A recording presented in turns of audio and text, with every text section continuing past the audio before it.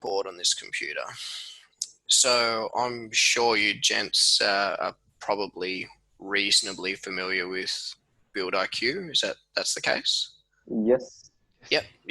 Peter's given you a bit of a crash course, has he? Yeah, kind of just our hands to it. Yeah. So I mean, for all intents and purposes, it's very very similar to data build. You got your price list down the left hand side, cost centers, bill of quantities, items that make up your individual cost centers, and suppliers on the right hand side. That's pretty straightforward. Essentially, you just want to add items from here into here if they apply. The quantities of which, could be a quantity of one, could be a quotation, could be an item we measure. The way we do our current takeoff is that we do all of our measuring and our takeoff in iEstimate.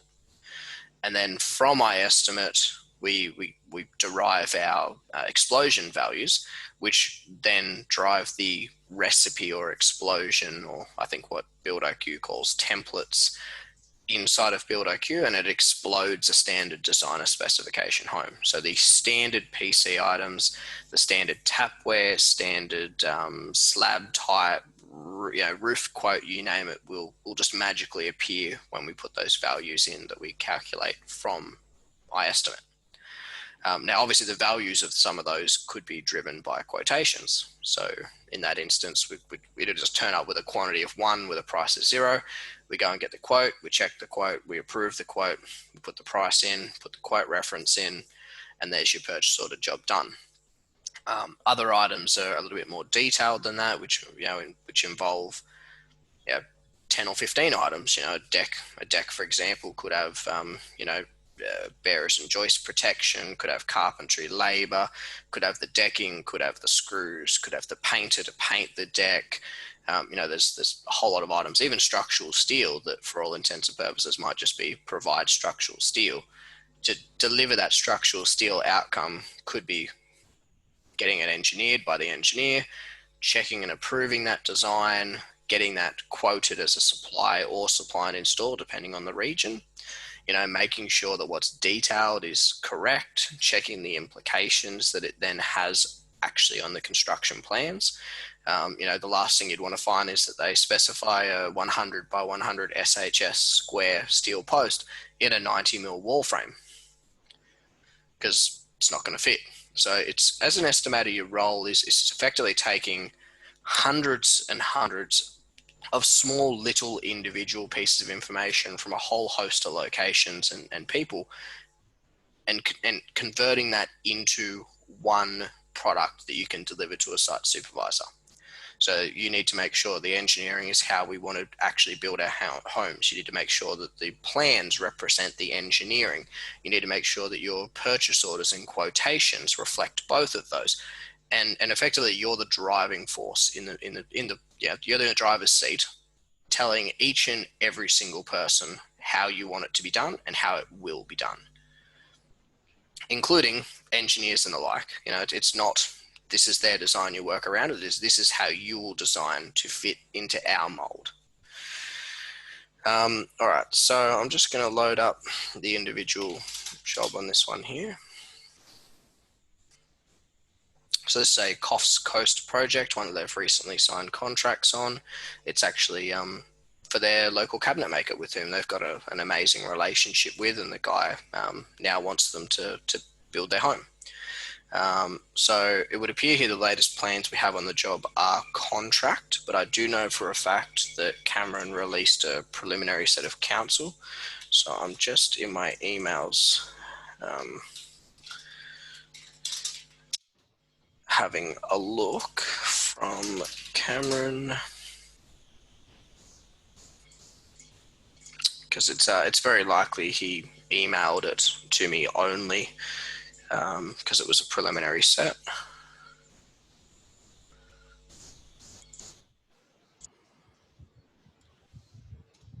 All right, so now one shortcoming of the portal, unfortunately, at this point in time, is that you can't move files when they're uploaded to a folder. In the desktop version, you can click on them and you can drag them over into subfolders so you can get rid of these older things. So I'm just going to do that off screen on the desktop version. Otherwise, when we go to issue quote requests, it may inadvertently attach both sets of plans and cause a little bit of confusion for all involved. Now, what you guys are seeing here is what I use, which are web apps. So I don't know which browser each of you are using, but I use Microsoft Edge. It's the new browser built into the latest version of Windows, which is built on Google Chrome. Effectively, they've taken Google Chrome and pimped it out with some of the better features that they had introduced to their original Edge browser.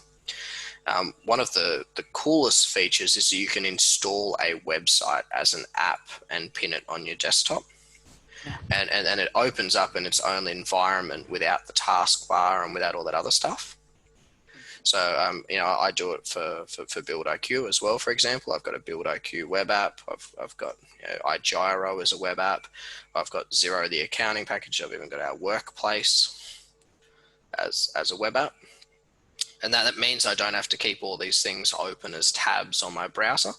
It also means that I don't get distracted by them unless I want them there. So it also means I can open multiple instances. And so I can be in multiple jobs in Build.iQ, for example, at the same time. So I can keep the price file open and I can keep the bill of quantities open. And I can have batch orders open and I can just jump between them. I can also, if I want to, be estimating 2 different jobs at the same time. Change that one to there.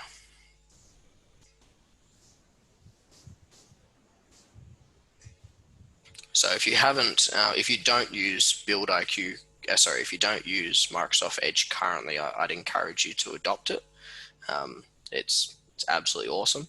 And then to install a website as a web app, you effectively just go to the website, such as I've got here. You choose the dots here, you go to apps, and you'll be presented with an option to install the app site as an app, and then you can pin it to your taskbar.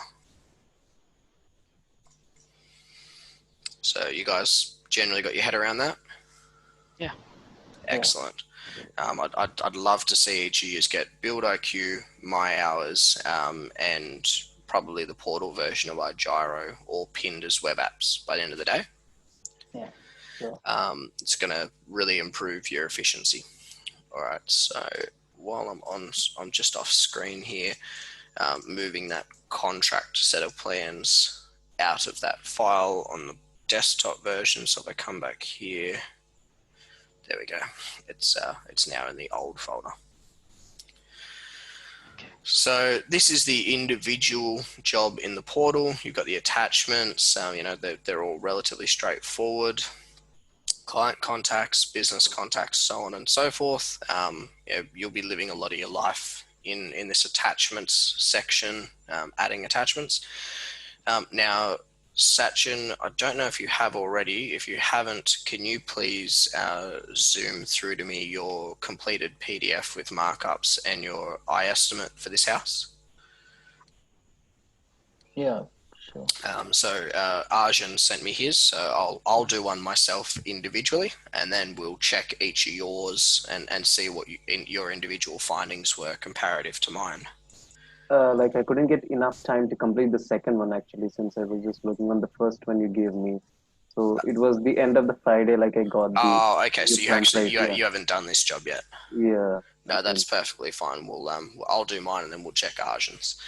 All right. So each time you go to start a new iEstimate, you always want to get a fresh one from Global Documents. Now, what I'm going to see here probably varies from each year because I've got access to a lot more databases, but we want to go to Integrity New Homes, Estimators and Job Calcs. And as you can see here, given this is, only 10 days old or something, I do quite often update this. So it's always best to get the latest version. I also try to remind myself always to include inside of it a change log of the things I've actually changed.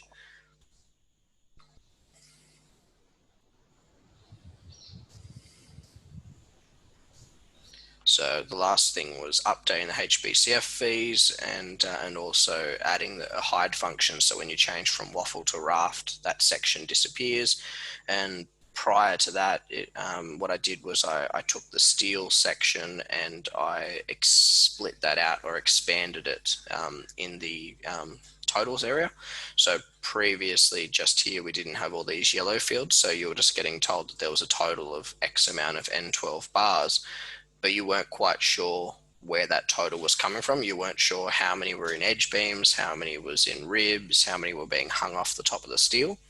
So I'm now doing each of the calculations individually and then just adding them all together. Whereas previously this was just one big nested command doing all of the calculations. So one thing that's apparent to me is that this notebook hasn't been protected, which I usually do when I save it. So that you can only click on the fields you're meant to edit. So I'm just going to save that and re-upload it.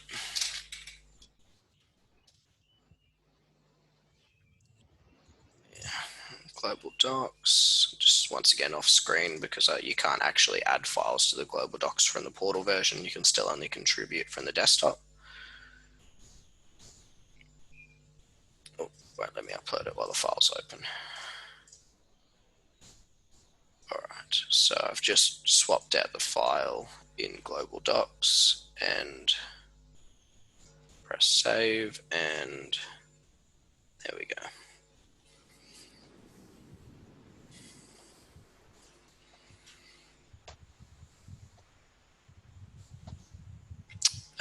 Now you always want to enable editing and specifically want to enable the macros. So the Excel file uses macros to hide and unhide fields depending on answers chosen. So if you don't enable that macro, there's certain data you won't be able to access. They'll be in hidden fields. So first things first, always do that. Now, what I do is the first thing I do is I open the file and then I save it somewhere with the job number and the date I've been working on it, so that I always have a record of the most recent version I've been editing. Once again, if you don't already use OneDrive, I'd encourage you to do so.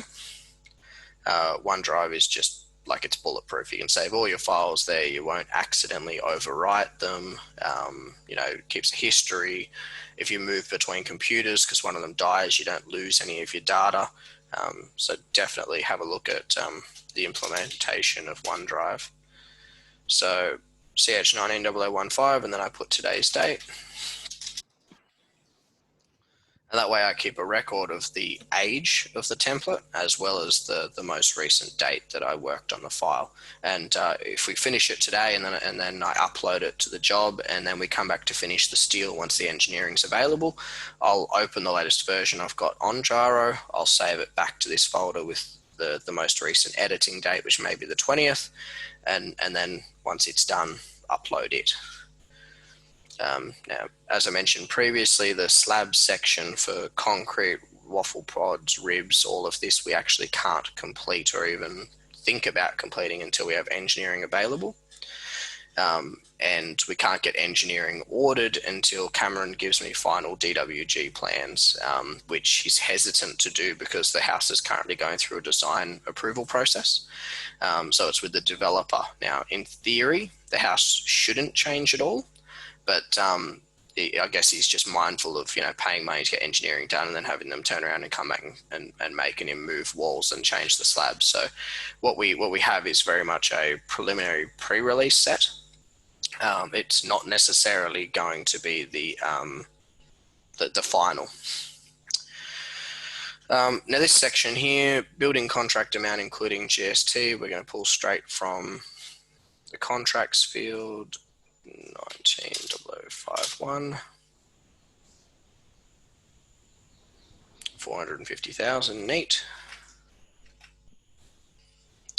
Now each individual builder has their own loading, and that's a penalty or a deduction in New South Wales, which is where this job is based, for how much they pay for their insurance premiums. If they're a newer builder or they are an at-risk builder, i.e. they don't have a huge amount of capital, and so the government's just wary of the number of homes they're allowed to build and the premiums they charge them, then this will be a higher percentage. And if they're a more long-standing builder, they've built heaps of homes, they haven't had any insurance claims, and their books look really good, then they'll often have much lower. As a company, you really don't get above or don't get below a 10% penalty. The government automatically says, as a company, you're more of a flight risk than a sole trader. So a sole trader, for example, with a long-term history might get a 30% deduction, whereas a newer builder, or even a builder with a company that's relatively new, is ordinarily with a 30% penalty. And as you can see, that makes a pretty big impact on the insurance premium payable. Yeah. So in this instance, the Coast builder has a 30% penalty because they've only been trading for a couple of years, and they're a company. There's one dwelling. Now, the postcode is also vitally important. The postcode determines the loading applied in the background. So metro areas have a higher premium than regional areas. I'm assuming it's to do with density and propensity for claims. Metro areas, a lot more builders, a lot more risk of builders going broke, lower margins, things like that. So in this instance, we need to put the site postcode in, which is 2448, and we'll see that this changes. Oh,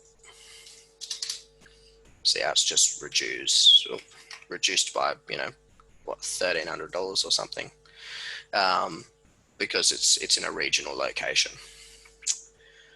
Now I'm just going to load up attachments, drawings,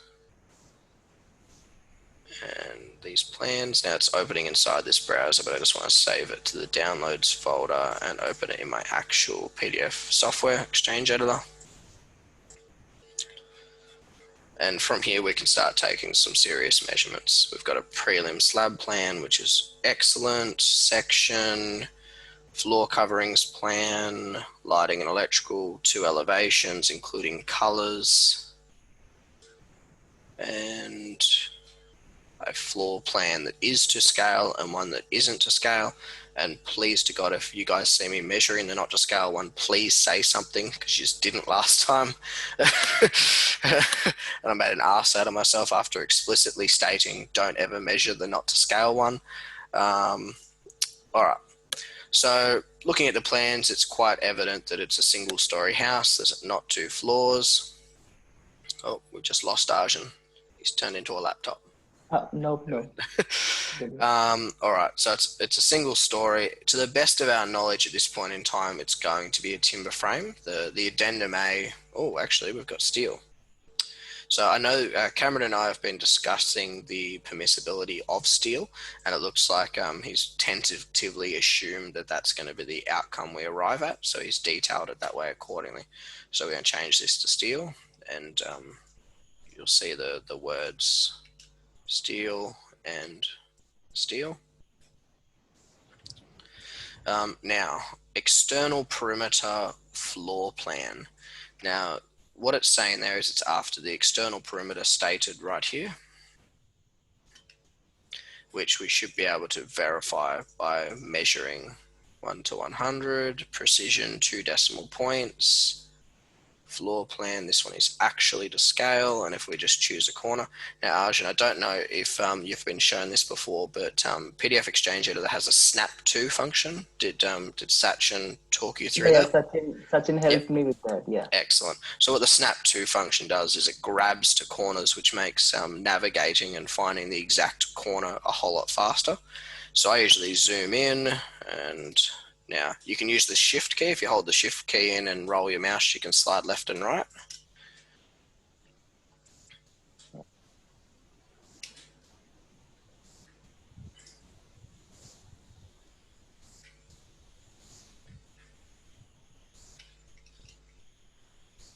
Oh, didn't quite get that corner, that one there.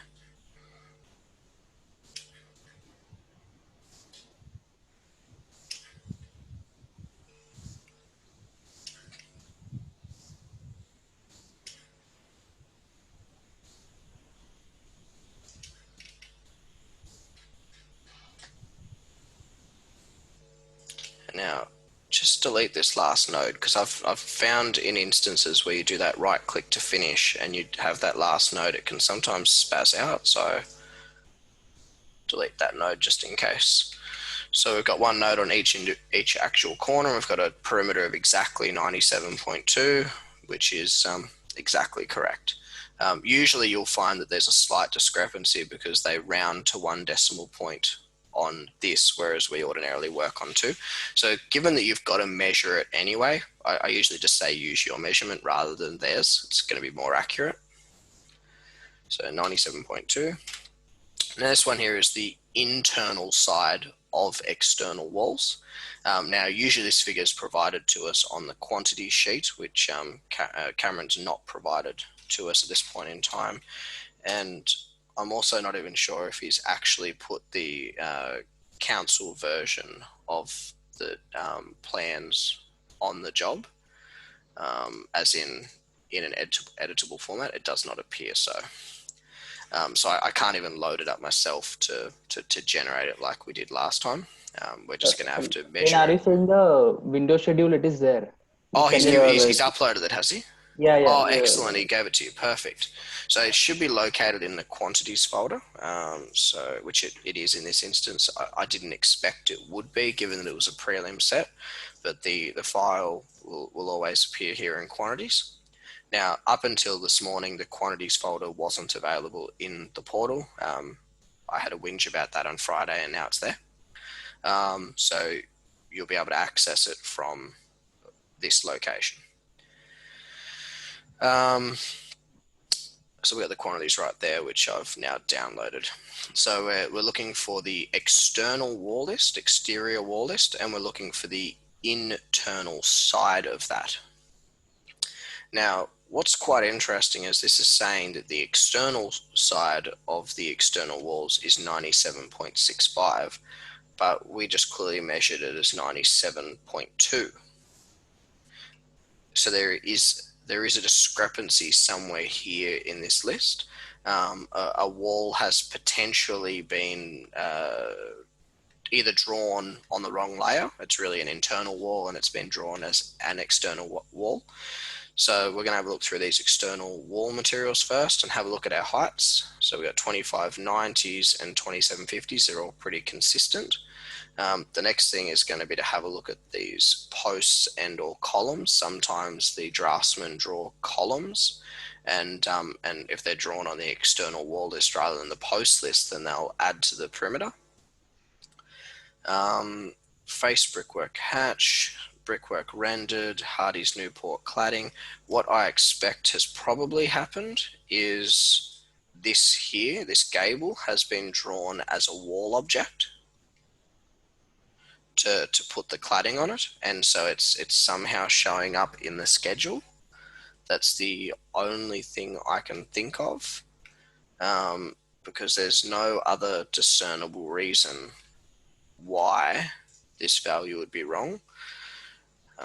2590. So the first thing we're going to do is just check a couple of the values, because if we can't trust the lengths, then we can't trust the wall areas, and therefore we can't trust anything. So we want to be certain that what we're actually working off is genuinely accurate. These are all 2750. These are all 2590, 90 mil walls.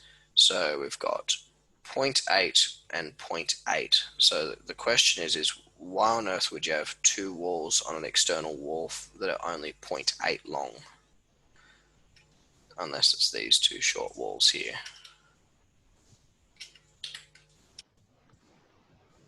So we know that those two are genuine, correct values. So we can mark those off. Mrs. is just trying to call me.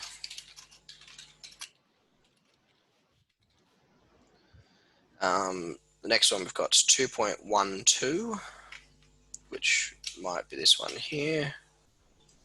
No, it's 3.69. So that one's saying 3.89. So what's happened is it's double counting the wall the wall intersections. So it's saying this entire wall starts at this intersection here, rather than the intersection of the brickwork. So we're ending up with picking up the width of the brick and the cavity at this intersection, and presumably at that intersection there, which is partly some of the discrepancy we're finding. So that should only be 3.69 by the looks of it, or 3.85. 7.74 is presumably this side.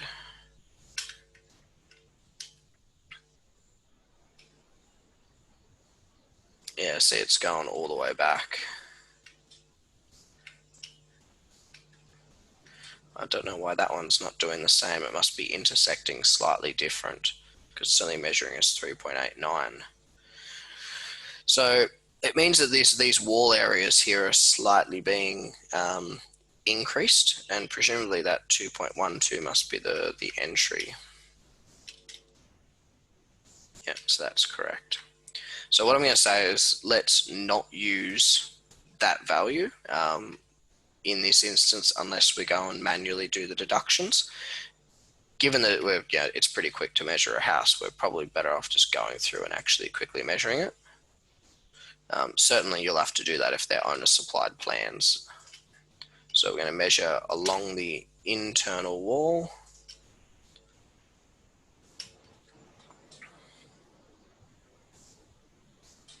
And what that does is it does our deductions. Oh, I need to come back and fix that corner. Because our tradesmen only actually work on the inside area. If you're paying a plasterer, for example, the plasterer doesn't plaster out in the cavity. The plasterer plasters to the inside edge of the timber frame. So by doing this measurement, we can do our deductions and can pay each of the trades based upon their actual effective work areas.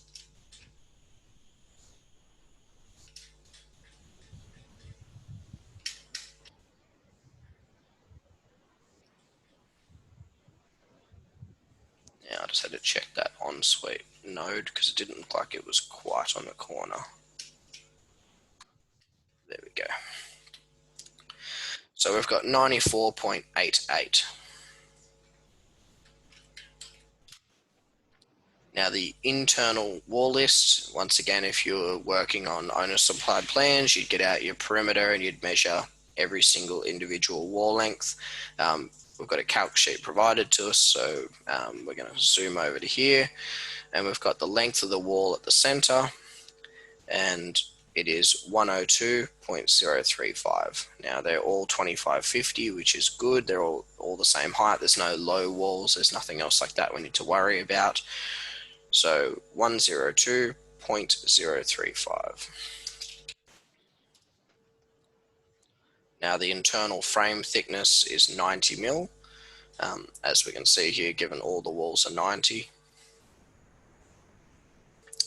Now our deductions for our thickness of exolite and or lightweight. So what this calculation is doing is it's assuming the entire house is brick veneer, and is saying if the house is entirely brick veneer, we need to deduct 24.3 square meters of area off it to get back to the net internal side of the wall frame. Whereas not all of the house is actually brick, some of it's lightweight cladding. So we now need to tell it what the actual perimeter of the lightweight cladding is so that it doesn't over deduct. So on the outside face,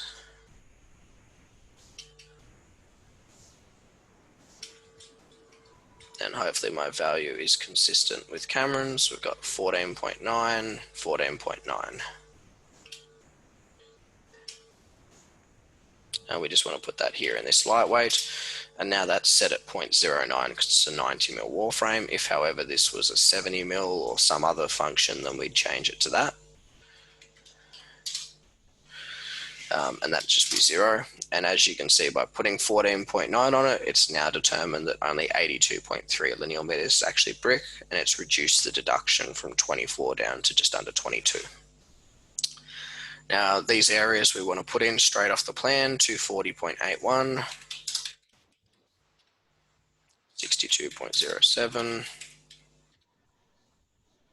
42.78,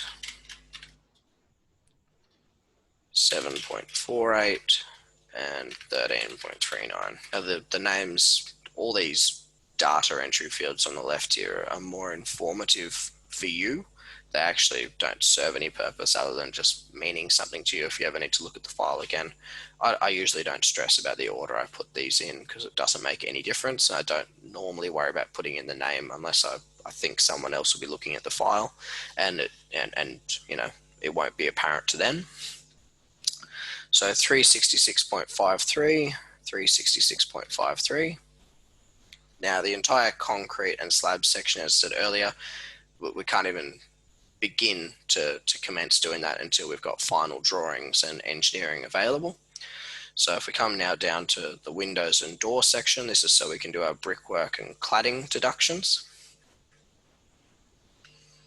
Now, hopefully the windows and doors have been drawn with exact dowel sizing, because when we're doing our deductions, because we're working to such fine margins being a project builder, you know, 2 pallets left over instead of 1 pallet is something that the project manager gets annoyed at, effectively.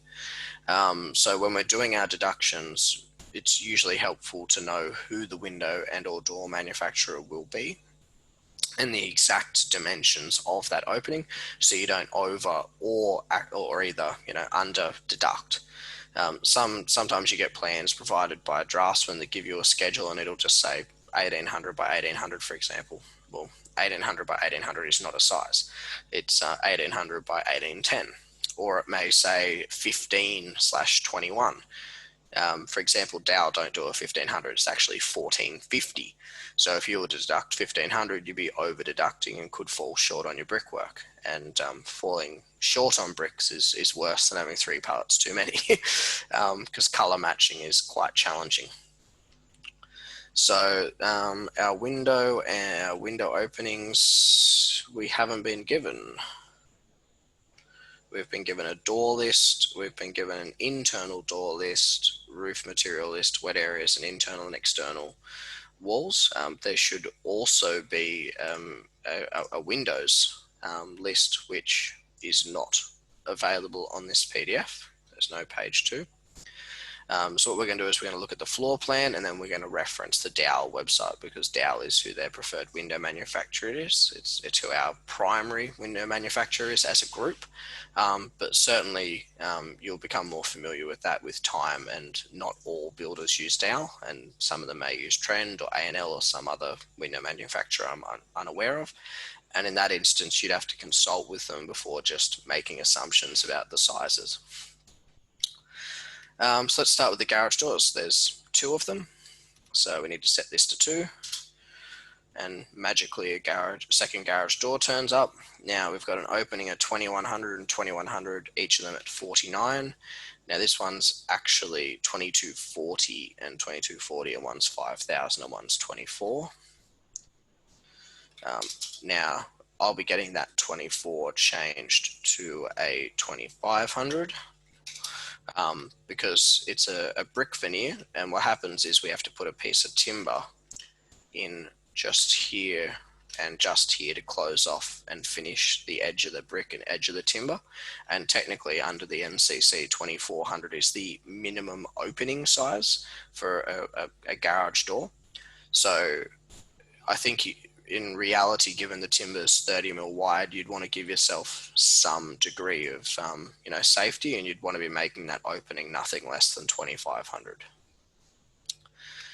So I'm going to overwrite that and put this through as 2500, and the other side will be 5000, which is perfectly fine.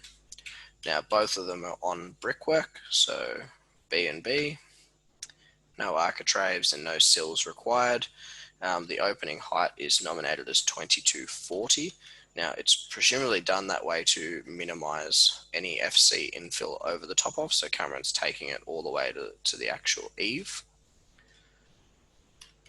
which we've got a second item here for, so we'll just delete that out, and we'll go 2240 and 2240. Now what he hasn't allowed for is the fact that because we're putting in the total height, including rebate, when we measure around the outside, because the garage door doesn't actually have a brickwork rebate, while this is shown as rendered, it shouldn't. This should just show as a flat piece because it's going to have the driveway butting into it.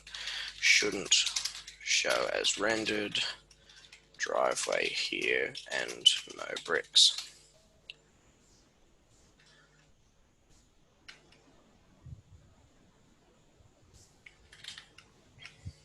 So because the driveway is going to go across that entire face, when it comes time to do our deductions, we'll be deducting the 160 mil for bricks here because the driveway is actually going to sit on top of a rebate detail, from which I'm just seeing if I've got an example of here. Bear with me a moment. 120.111. Once again, I'm just off screen grabbing an example.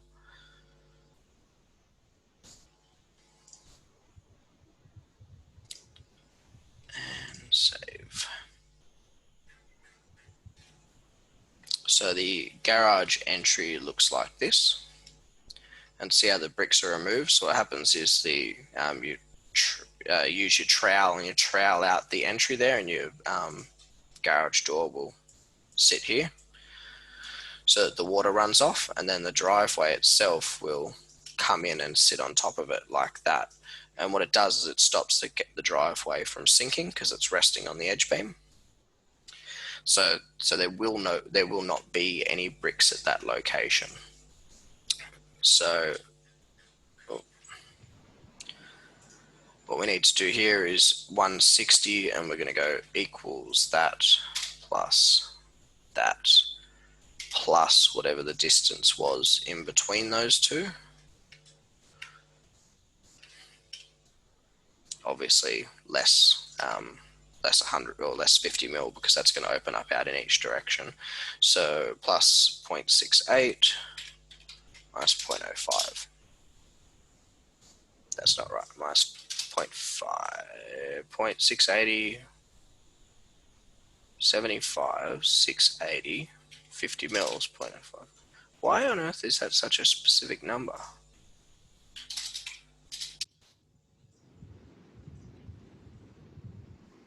That plus that is 7,500. Oh, it's in millimeters, of course.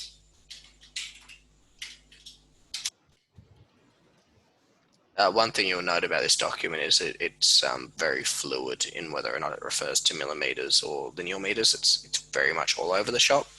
So make sure you check that before you do the data entry. The last thing you want to do is mean 3 meters and put in 3,000 meters. So we're assuming 160 is the height of the slab thickness, as in the rebate depth. Now, the reason I'm assuming that is because the slab is being shown as a 310 overall. And on a 310 waffle, if I just open up that engineering again, there's a minimum exposed edge of 150 that all engineers specify on a waffle. This can be 200, but the minimum is 150. So ordinarily we do a 160 double brick rebate. So that's what I'm assuming in this instance. That's what's been shown on the elevations. That's what we do in our standard drawings. If, however, this slab went up to say a 385 overall thickness, well, then you still only need to have 150 exposed. So you would actually end up with a rebate depth or an additional brick here. So it's something to be mindful of. If you don't know what the site conditions are, I always encourage you to mark this in red, just so that you can come back and adjust it if necessary. Now the meter box, if it's on brickwork, then that's the dimensions of the enclosure. Now the meter box is shown over here, so that's perfectly fine. Hot water system enclosure, once again, should be shown on the brick. There's one there. I thought there was a second one. So there's actually 2 hot water enclosures. So I'm just going to grab this and move that down. Control D, Control D, Control D, Control D. And so we now have 2 hot water enclosures. And our entry door, it's not noted as being 2300 high. The ceiling height is only 2550, so it'd be very odd to see a 2340 high door. So we're just going to triple check the dimension. What on earth is going on here? Are the elevations not to scale?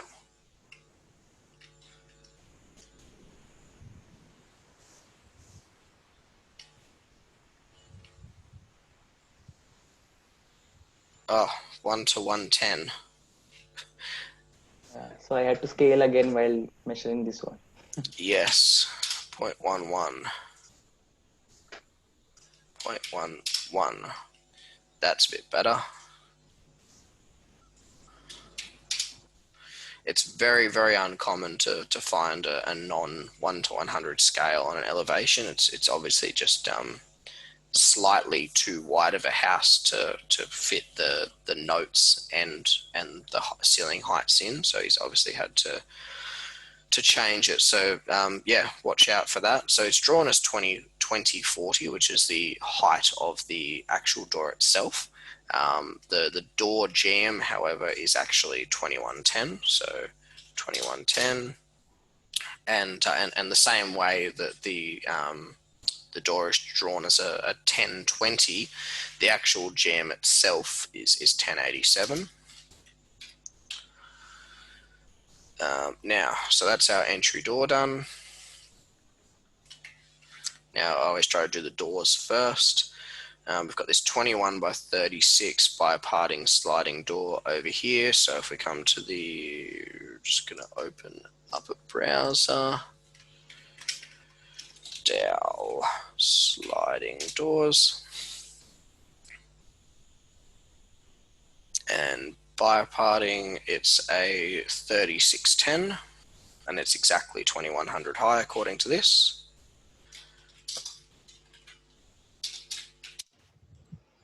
And it's also on brickwork, so we can get rid of that. Now we've got this one over here, which is a hinge door. It's also going to be a 2110, and it's an 887. That's the size of the jamb. Laundry family / once again, you don't have to do this. It's only, I guess, helpful in this instance so that we can go back and triple check that we've done them all. Bed 1's a 21 by 24, so that makes it 2410.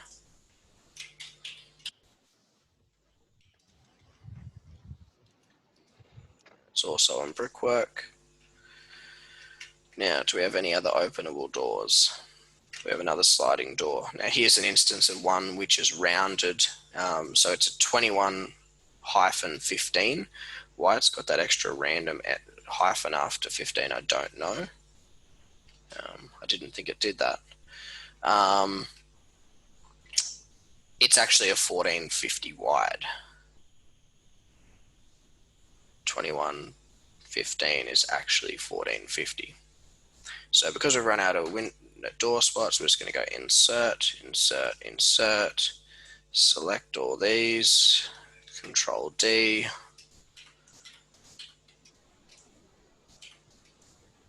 And now we've got some extra space for some extra doors. So we're going to go laundry.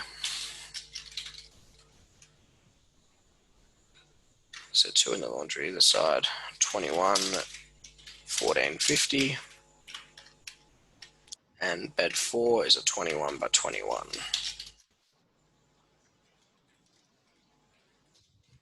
think is correct. 21 is actually a 2050.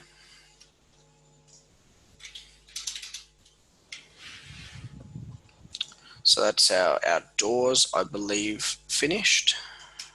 Unless you guys can see a door on the plans, I can't. We've done that, and we've done that.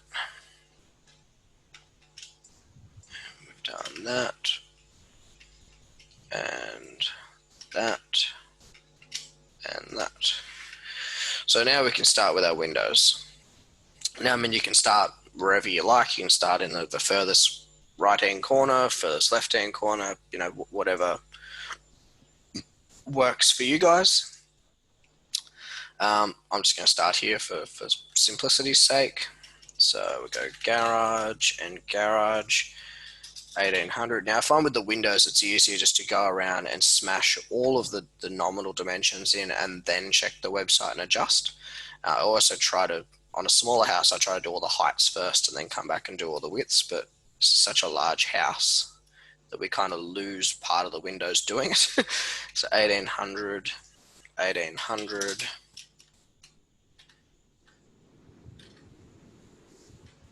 1800, 1800, 1800, 1800, nice easy one.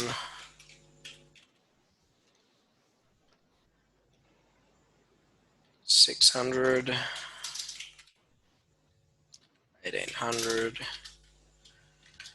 600, 1200, 600, 600, and 1200. And then if we end up with the wrong amount of horizontal dimensions, we've got a problem. 900, 900, 21, 21, 18.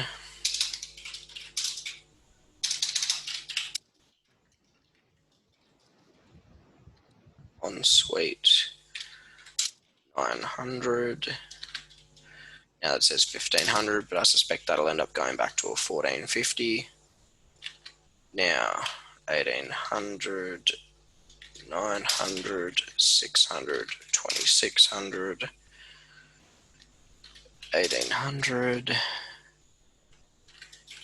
1200, 900, and 1800.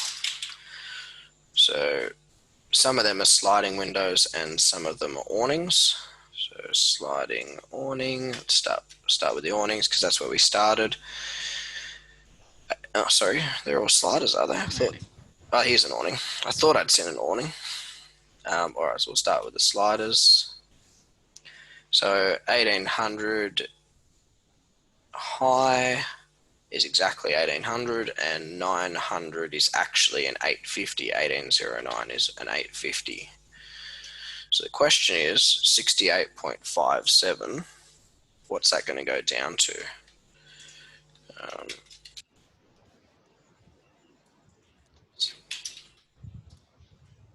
So 850, 850. Now the 2100 is a 2050.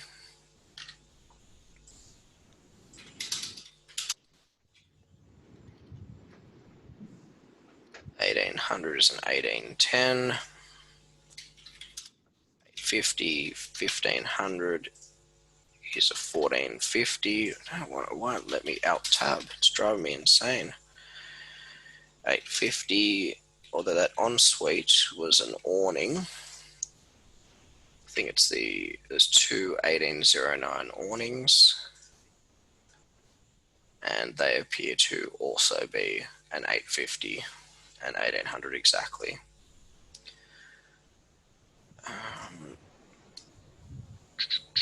Now 2600 seems very, very specific. So they've either got a 24 or a 2650. So we usually work in a maximum dimension of 100 mil either way. So in this instance, because it says 26 nominal, it means we can go down to, 2501 kind of thing or 2699. So we're going to assume it's a 2650 window. 1810, now the 1200 is a 1210, 850 and 1810. So we've just dropped half a square meter of deductible area, which is about 26 odd bricks, which could be the deciding factor between rounding up or rounding down a pallet. just due to that slight discrepancy in nominal opening sizes versus actual opening sizes. Now, this is further going to be changed because some of these are cladded windows. So 18/21, which was this one here, is cladding. That's cladding. The next one down is cladding. So 1, 2, 3, and the entry door is also cladding. And you'll see putting it on cladding removes the brick sills and removes the brick deductible area.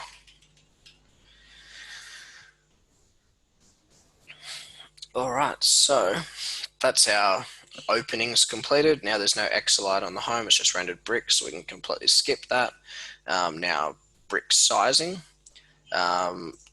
Once again, the pack size has a pretty big impact on what the final outcome is for the bricks, because we have a rule that says, I think once you get to 65% of a pallet, you round up and then add one extra pack.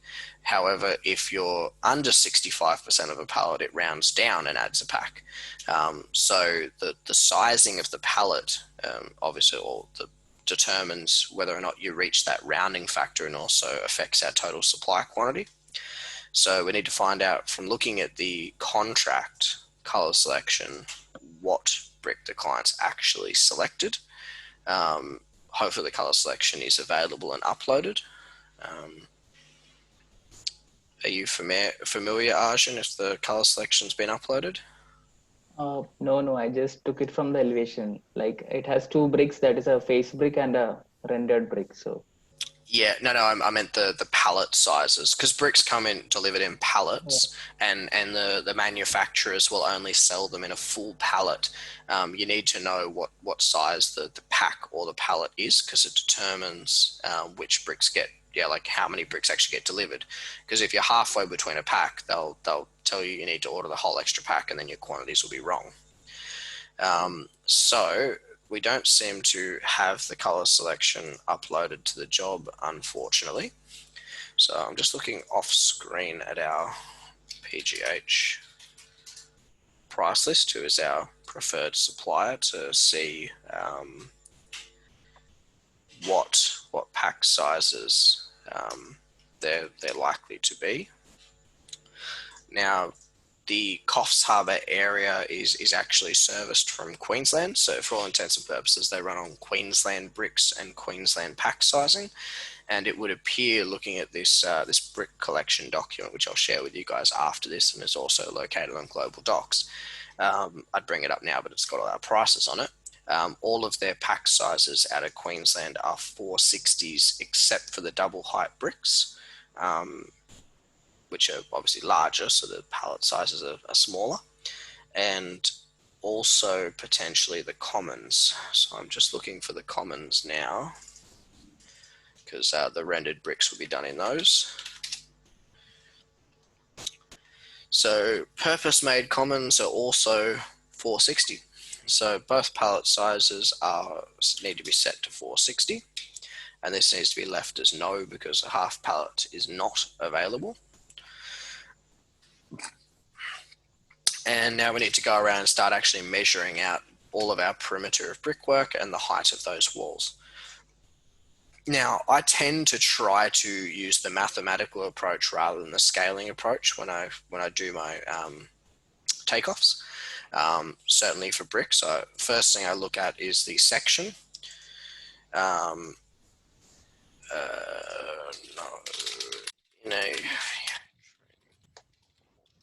Just texting someone off screen. It says here it's 2230 from the finished floor level up, and it says we've got a 160 brick rebate. So in theory, 2230 plus, we should be measuring 2390 on the elevations from the start of the brick rebate all the way to the underside of the eave. But in this instance, we're actually only getting 2380, even though the scale is set correctly. So one of these is wrong. either Cameron has worked out the nominal window height slightly incorrectly for the drop off, or potentially it's been drawn with the wrong pitching height on the plans. But what a frame and truss detailer will actually work off is this and the section, not the elevations. So we're better off opting for the slightly higher value being 2390, not 2380. Because otherwise we could run into some issues there. So see, it's 2220. All right, so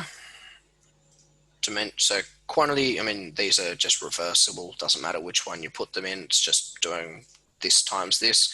You can put the height in this one and the length in that one, or vice versa. I usually put the height in this one, and so we're going to go the height of 0.223 plus 0.16 to 0.23 plus 0.16. So 2.39, and I like to measure the house in individual increments, usually starting in the same location where I started the windows.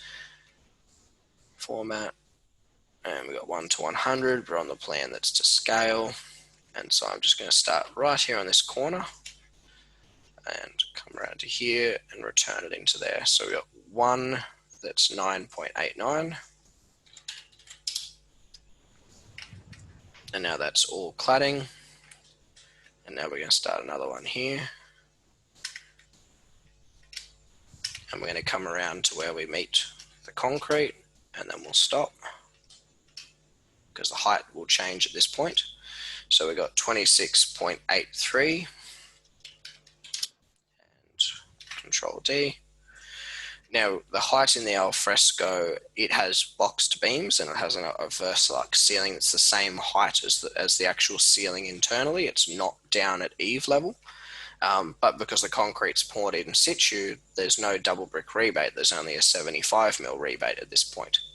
So what we're going to do here is go Control D, and we'll go 0.75, but this one here will actually be 2.59. So it'll be the overall height of the ceiling internally plus 0.75. So at that point, 0.075, 75mm.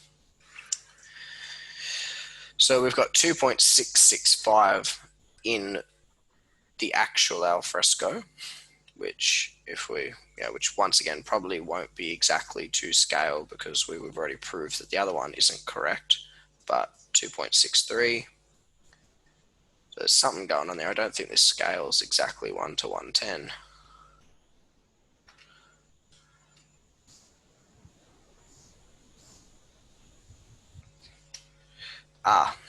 The reason we're seeing this discrepancy is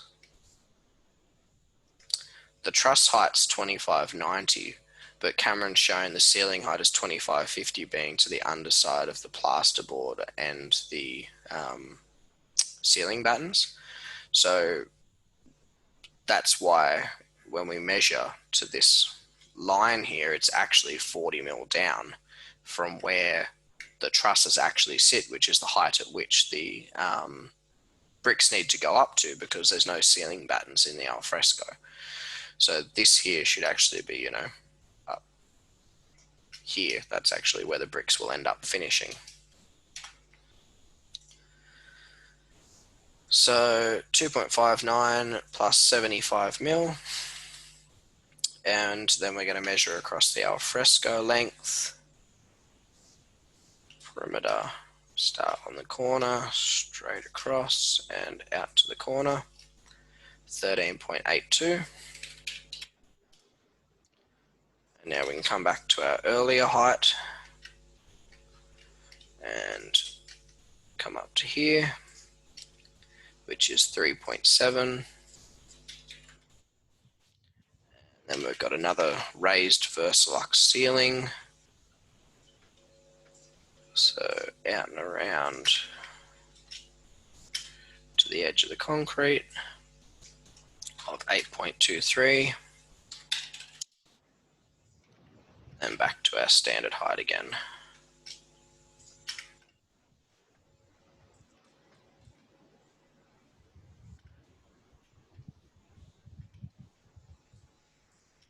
Of 19.83. Now, hopefully, these here should all add up to the length of the brickwork thereabouts. We have 82.3 as the overall length. And if we come back up here, 82.3. Millimeter perfection. Now, that's effectively giving us the total area of the face brickwork, excluding any posts or columns, brick piers, which we don't have any of, which is good. Now, as Arjun mentioned to me on Friday, there's a slight challenge here in that some of the house is shown as being rendered and some is being shown as face brick. And we don't want to, so really we want to be working out the two separate areas individually, and working out how many common bricks we should be allowing to be rendered rather than paying full price for the face bricks. And the challenge is the window openings are all being deducted from this section here, even though some of the windows could theoretically be in a rendered wall. So we have a slight challenge there. So what I'm going to do just here is have a play around with a few of these values and see what we can do about quickly rejigging just this calc sheet to refer to the correct windows. Now that's the total area. Not far, too far. Windows, bricks.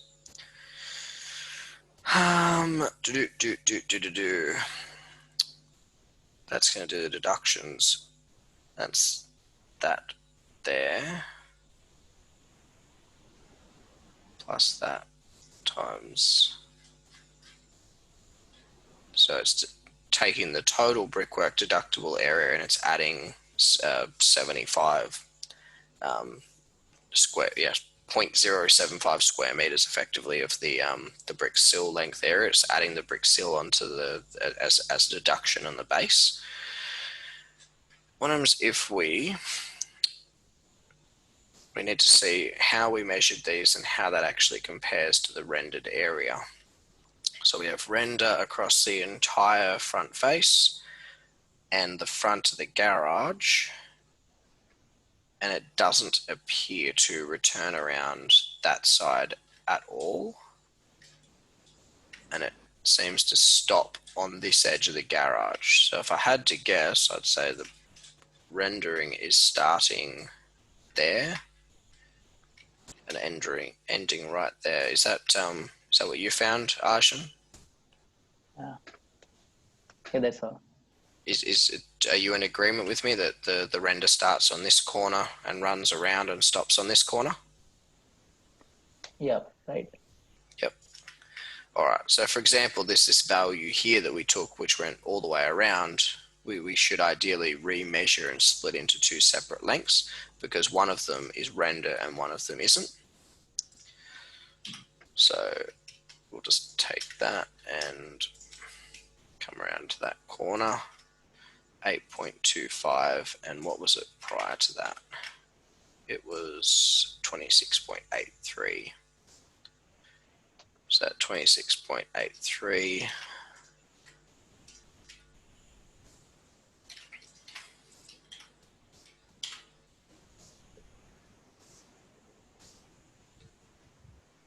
you've got 8.25 down here, and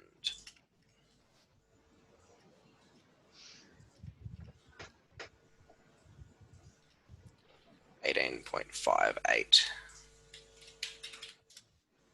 That one there. Now across the back here, once again, we measured across the face and across there, and it was the 19.83, and that needs to go and be replaced by two separate measurements. one being 9.73.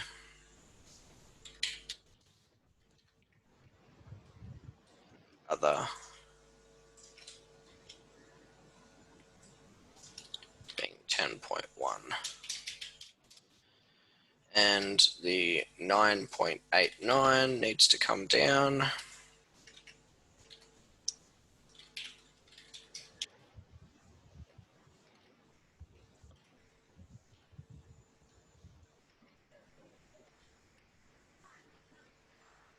As does the 8.25 was already here. So I've got this section here, 9.89 of brick, render, but that section will render, and this section will render.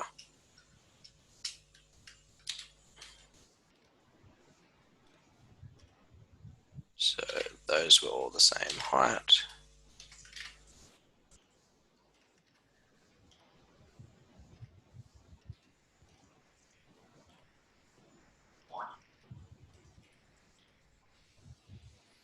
Now, as I mentioned previously, we got the issue that all the windows are being deducted off this brick supply, when in reality some of the windows are actually in this here. So what we're going to do is we're going to isolate which ones those are and take them out of that equation and add them below. Or even manually just add each of the bricks. So that's in render. So if we're going to have to just go a little bit off the beaten track. Equals that plus that plus that. Meter box was on there as well. Oops. There plus there. None of the hot water enclosures were.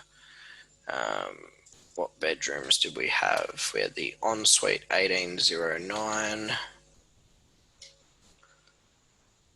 down here, and then we had the 1450 and that one, and then the two windows at the front. So plus garage plus garage. So 1, 2, 3, 4, 5, 6, 7. Is that the case? 1, 2, 3, 4, 5, 6. Oh, there's no render on that face, was there? Stopped on this corner. Not there. That is face brick. Yeah, so we'll get rid of that one there. So we had 22.71 deduction in there. So if we come back to here now, and we also need to deduct the sills just like this one did for the same areas, plus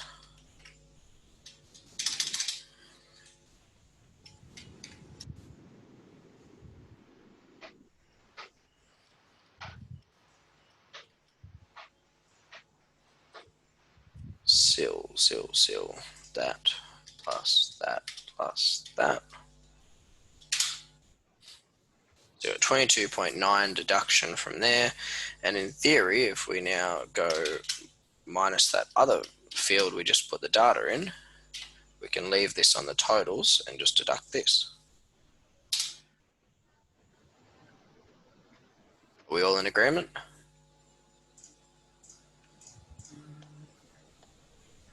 So we left all the totals up here and we manually deducted the openings from this one, but this one here was going to double up.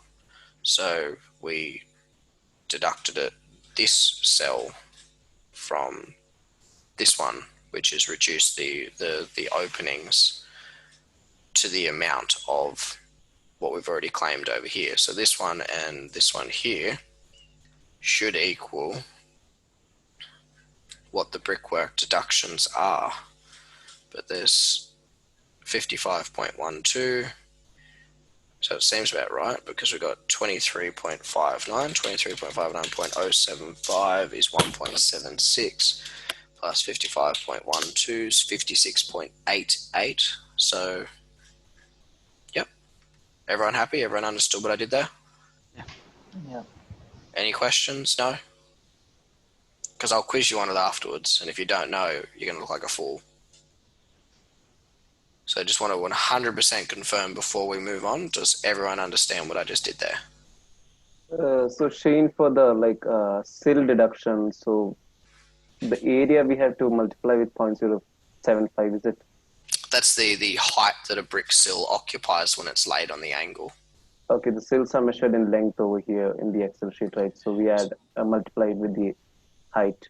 Correct, yeah. So it does that for you automatically here ordinarily, but we didn't want to, I guess, deduct it from these windows when the sills actually belong to these windows. This one's okay, cool.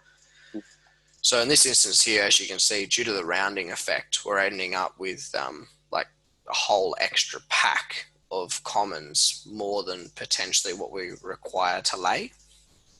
So what's happened is it's gotten to 65% of a pack, and then it's I'll show you just here. It uses a floor function. So floor means when you get to a certain point, either round up or round down. And so what we're saying here is 0.35. So the opposing is 65. When we're saying when you get to 65% of a pack, round it to a pack, and then always plus one. So we've ended up with 600 extra commons, potentially more than what we're actually expecting to lay here. And then we've also ended up with an extra 700 normal bricks once again, because it's also ended up at 65% of a pack. Yeah. So what we're better off doing now is saving this as we are, which is done automatically, and just jump back a couple of steps because we know the packs are both the same, and seeing what it recommended the original total supply was. And then we might just be able to get rid of this one pack here and just use some face bricks and render them. Because I'd rather have extra face bricks than extra common bricks. So if we just go ahead and hit back a bunch of times and get back to where we were when we'd originally finished the bricks.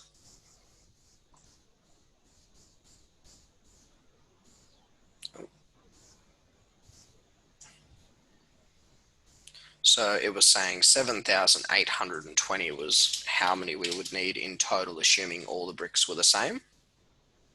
And it was saying there was 7,349 by the actual so we were going to still end up with over a whole pack left over in theory, which was going to allow for breakages and all the rest of it. And now if we zoom all the way back here to the front, we've got 5980 plus 2760. So we've ended up with a whole extra 700 bricks. It's 2 packs. So what we're going to do here is we're going to leave this number the same. We're going to leave it at 5980, and we're going to take one pack out of this, because otherwise, because it's doing the two in isolation and they're both rounding separately, we're effectively ending up with waste on waste. This is a very uncommon scenario. We don't do a huge amount of render, and when we do, we ordinarily render a whole house. So it's not something that you would have to do too frequently, but it's always best to estimate it once as if it was one thing, and then compare it once it's split to make sure that you don't end up with a pack and a half left of each, because the project manager is going to be pretty annoyed. As I said, it's easier to just put some of those face bricks in and render over the face of them than to have a whole lot of common bricks left over that we just won't be able to use. So I'm going to mark this as red, and I'm going to go equals that minus that, and we're going to order 2300. Deducted a pallet as both were rounding.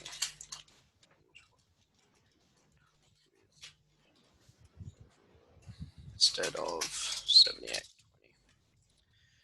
putting a note there just in case something happens. Wayne, the project manager, calls me from the job and says we've run out of common bricks and we haven't finished yet. I can say, well, I did that purposely. I've given you extra face bricks. Throw some of them in. All right, now internal ceilings, ceiling voids. Void is, are you guys familiar with the term void? Yeah. Yep. An opening, a cut, from a topographical perspective. So if there was a stairwell and you had a balustrade in front of you and you're looking down at the, the entry door type thing, do you guys have much of that over there? Yeah. Yeah. That would be a void. It's a very big thing over here in the metropolitan area, but more so with Indians and Chinese. That's why I asked the question. It's very common here. I don't know. It seems to be something to do with looking at the front door. To have a conversation between upper and lower floor. Whereas me, I like to hide from my kids. So. You're playing hide and seek, actually. Yeah, all the time. So ceiling battens, not all builders have ceiling battens. Some of them they stick the plasterboard directly onto the underside of the bottom chord. Other builders, as I said, do ceiling battens. Some of them increase the frequency of the truss centers and then put ceiling battens in. So it's always useful to specifically refer to the section. One moment.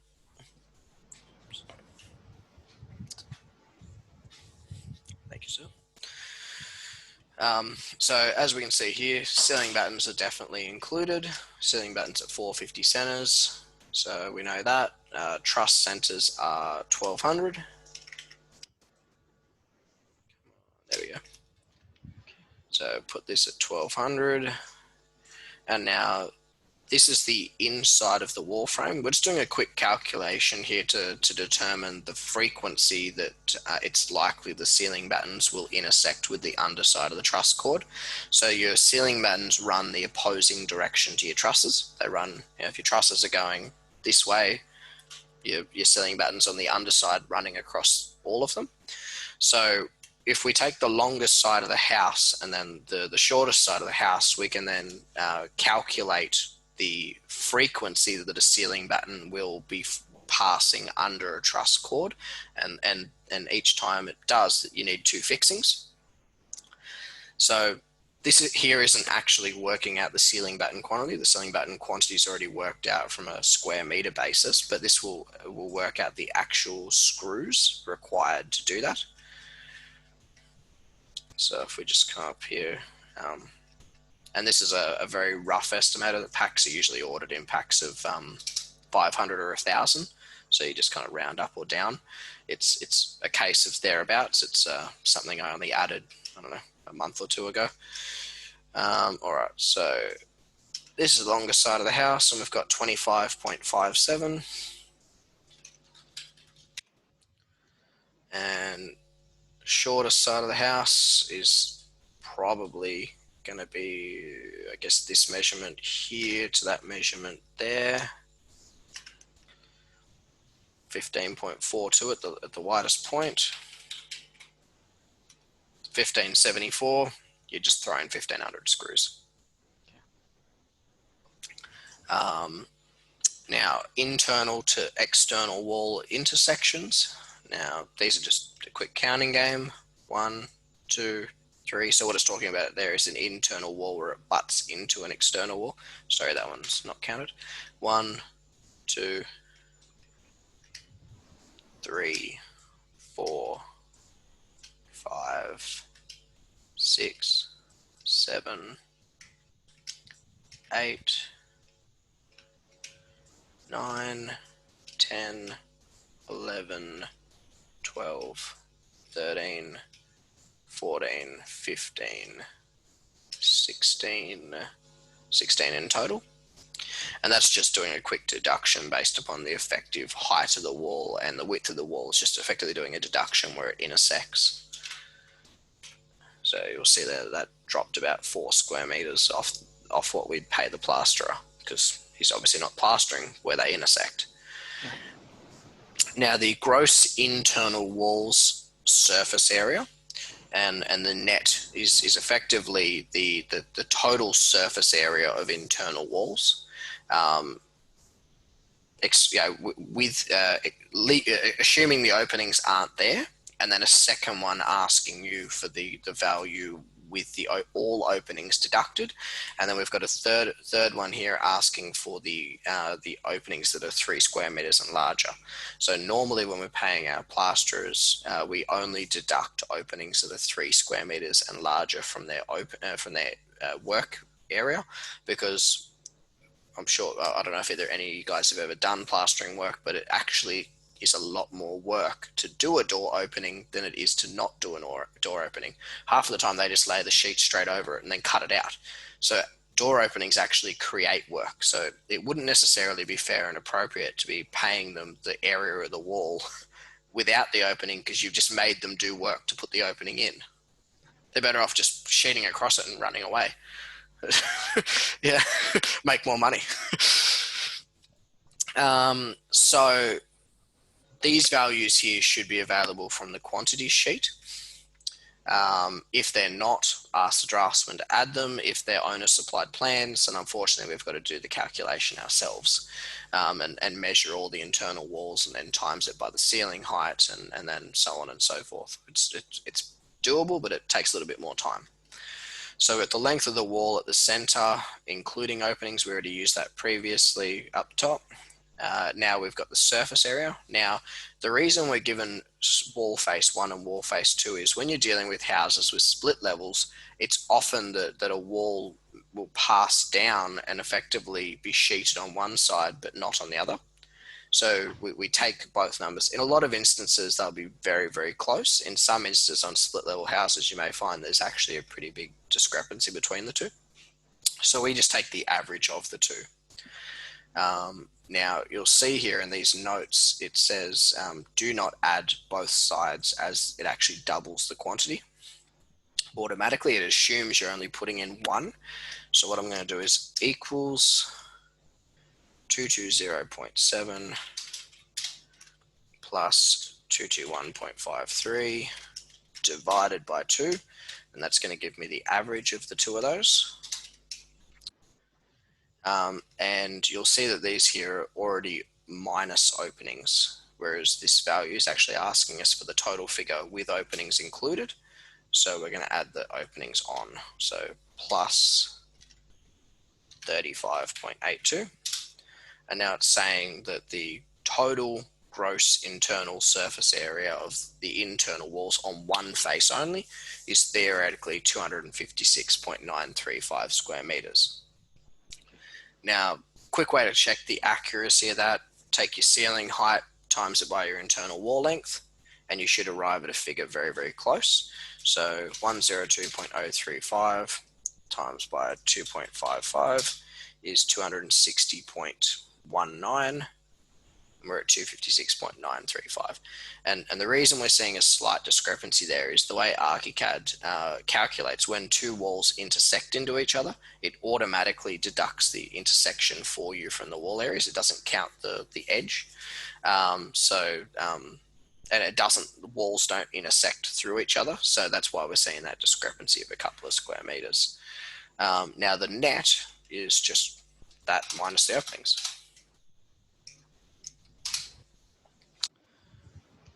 Now this last one here we can't fill out from the calc sheet.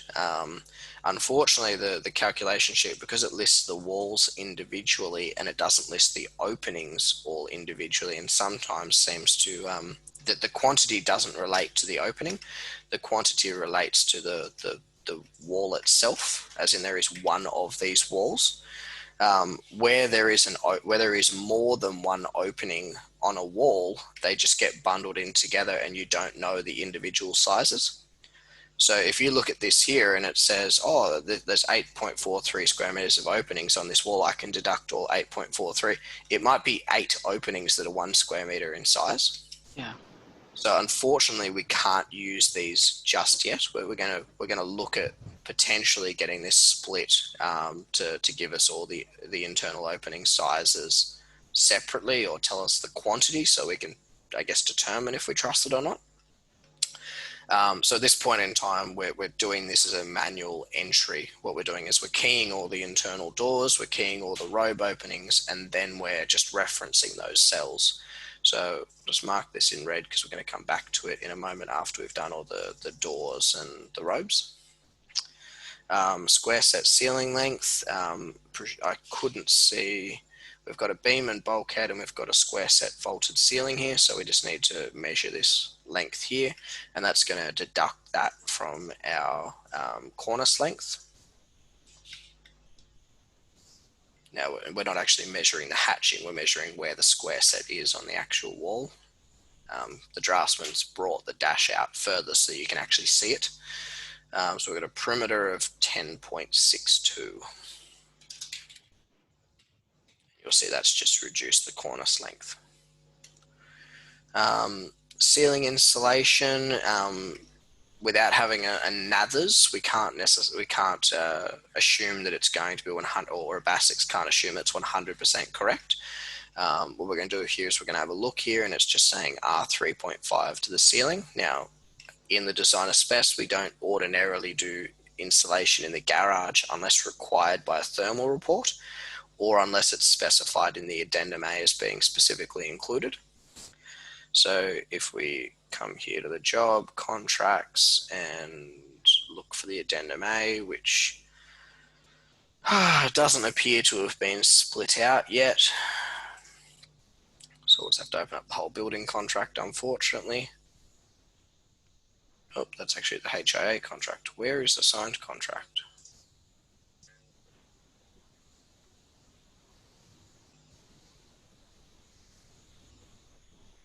Shane, like for the square set ceiling length, Yeah. like we have square sets over the ropes, so we don't count that.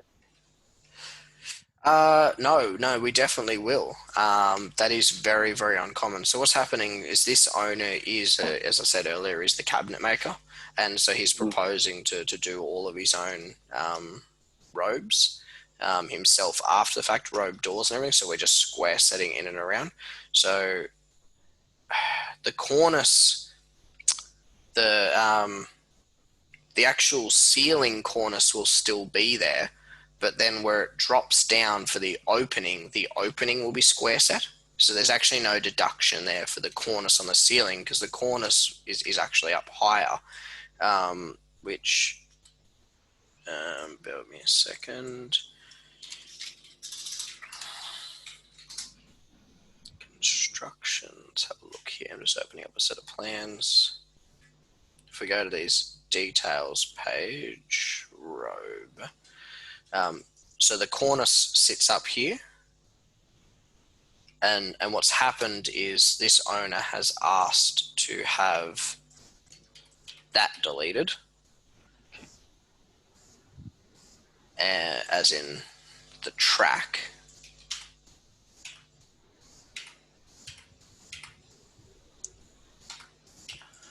And the architrave here,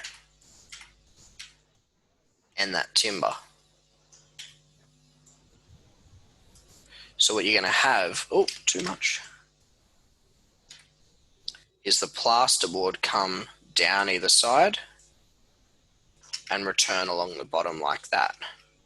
So the opening itself is square set, but the head where it intersects the ceiling is still going to have cornice on it. So we don't want to be deducting that length, otherwise it'll actually delete this cornice. Whereas in this room here, there's actually a raised ceiling and vaulted, raised ceiling, and so it's actually got, it doesn't have cornice there. The whole thing's square set.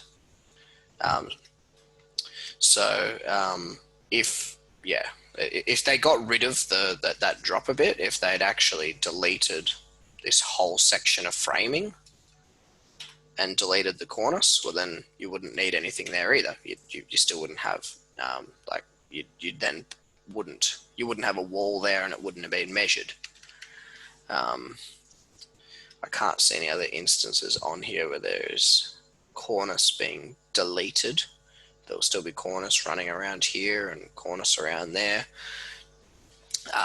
And now it is worth noting that our plasterboard takeoff quantities are purely for checking purposes.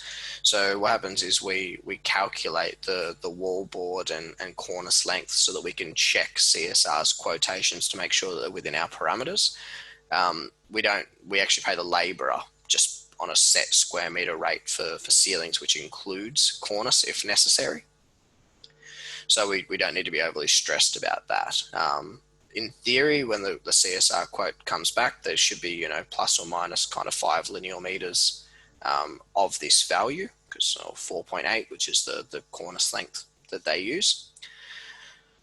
And theoretically, the combined wall board for all the wet areas and all the internal rooms should be between these two. They should be, pretty close, maybe one under, maybe one over. And then the ceiling board should be, once again, almost perfect, or maybe one under, one over, just depending on how they've laid out the room. It's just so that when the quotes come back, you have a reference point to check against. We had an instance many years ago where we had a huge house, 550 square meters, and the quote came out, and because the price was thereabouts the same as what a normal house would be, the estimator didn't even check the quantities, and it turned out the entire quote was missing all the ceiling. So all the board for the walls turned up. The plasterer went to start and said, "Where's all my ceiling board?" And we're like, "What are you talking about?" And it turned out it had never been quoted. Now, if we'd had this at the time, we would have been able to add these two figures up and said, well, if the total board's less than 1,000, you've got a problem. So ceiling deductions, as I was circling back to the insulation, unless the addendum itself specifically states that insulation is to be provided to the garage, or a variation states that, then the standard position is that it doesn't. So I'm just checking iProx off screen. I don't want to put it here on screen because obviously it's got pricing on it, which I can actually hide. Column chooser, price, get rid of that. There we go. So insulation. So we've upgraded to R2.5 high density to the wall bat, so to the external walls of living. And we've upgraded to R3.5 to the living, but we haven't provided any insulation to the garage itself. Now, the word living is clearly defined as being this area here. So what we need to do is we need to deduct the ceiling area from our insulation calcs. Because it's just using the total house area and assuming the whole house has insulation, we now need to do that deduction. All right, so comment, perimeter. Now we've got a couple of calculations to do that. The first one is the area, and it specifically says to do the internal dimensions because we've already deducted the cavity off the whole house because the insulation doesn't go out there. So we don't want to measure to the outside and accidentally double deduct. So we're going to come to the inside edge of these walls.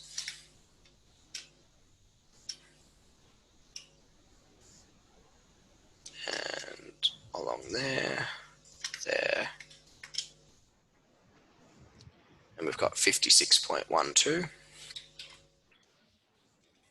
So we're now back at 224.84 of ceiling insulation.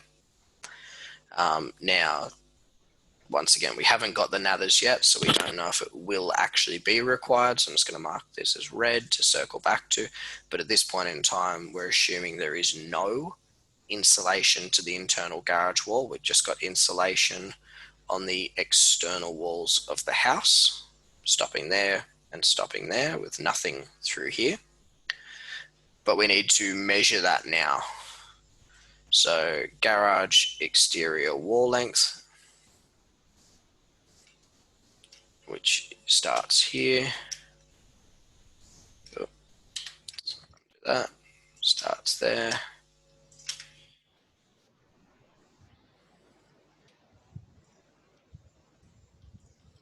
And 24.53. Now the openings in the external wall, I'm just going to shoot up here and reference these cells. And there was a garage window. It must have been the last one, was it? This one here, 1200 by 1800. So we got and the two windows at the start.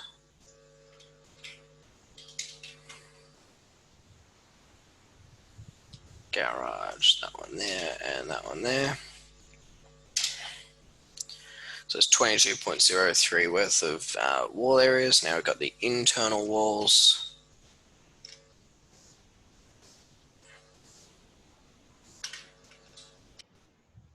And that through there, 8.89.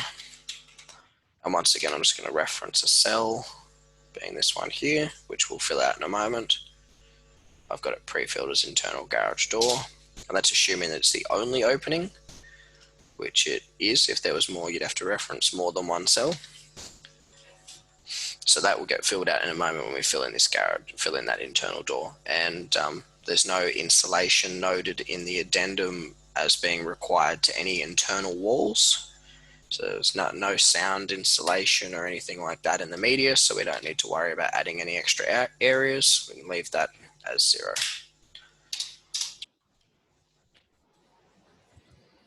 Wall and floor tiling we'll come back to in a moment. We'll just do internal garage door.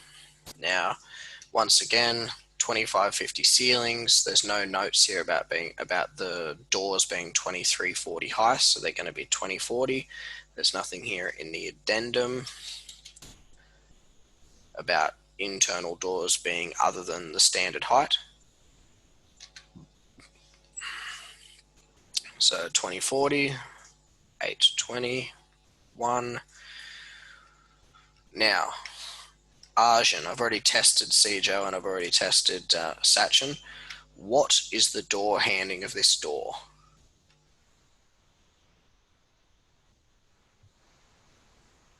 Is it a left hand or a right hand? This garage 820.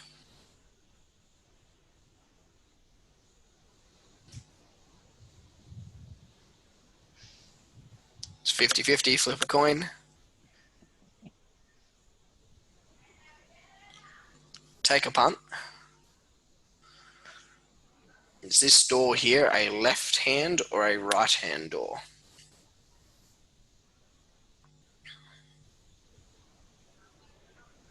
I can't hear you. Are you muted? Yo. Just guess. I mean, if you're wrong, you're wrong. I'll explain to you how it's worked out. I guess I'm just testing your proficiency at this point in time. Is this a left-hand door or a right-hand door?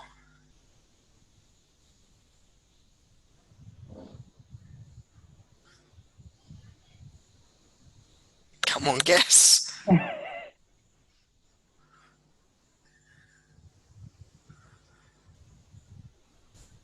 Yo, guess anyone, left or right?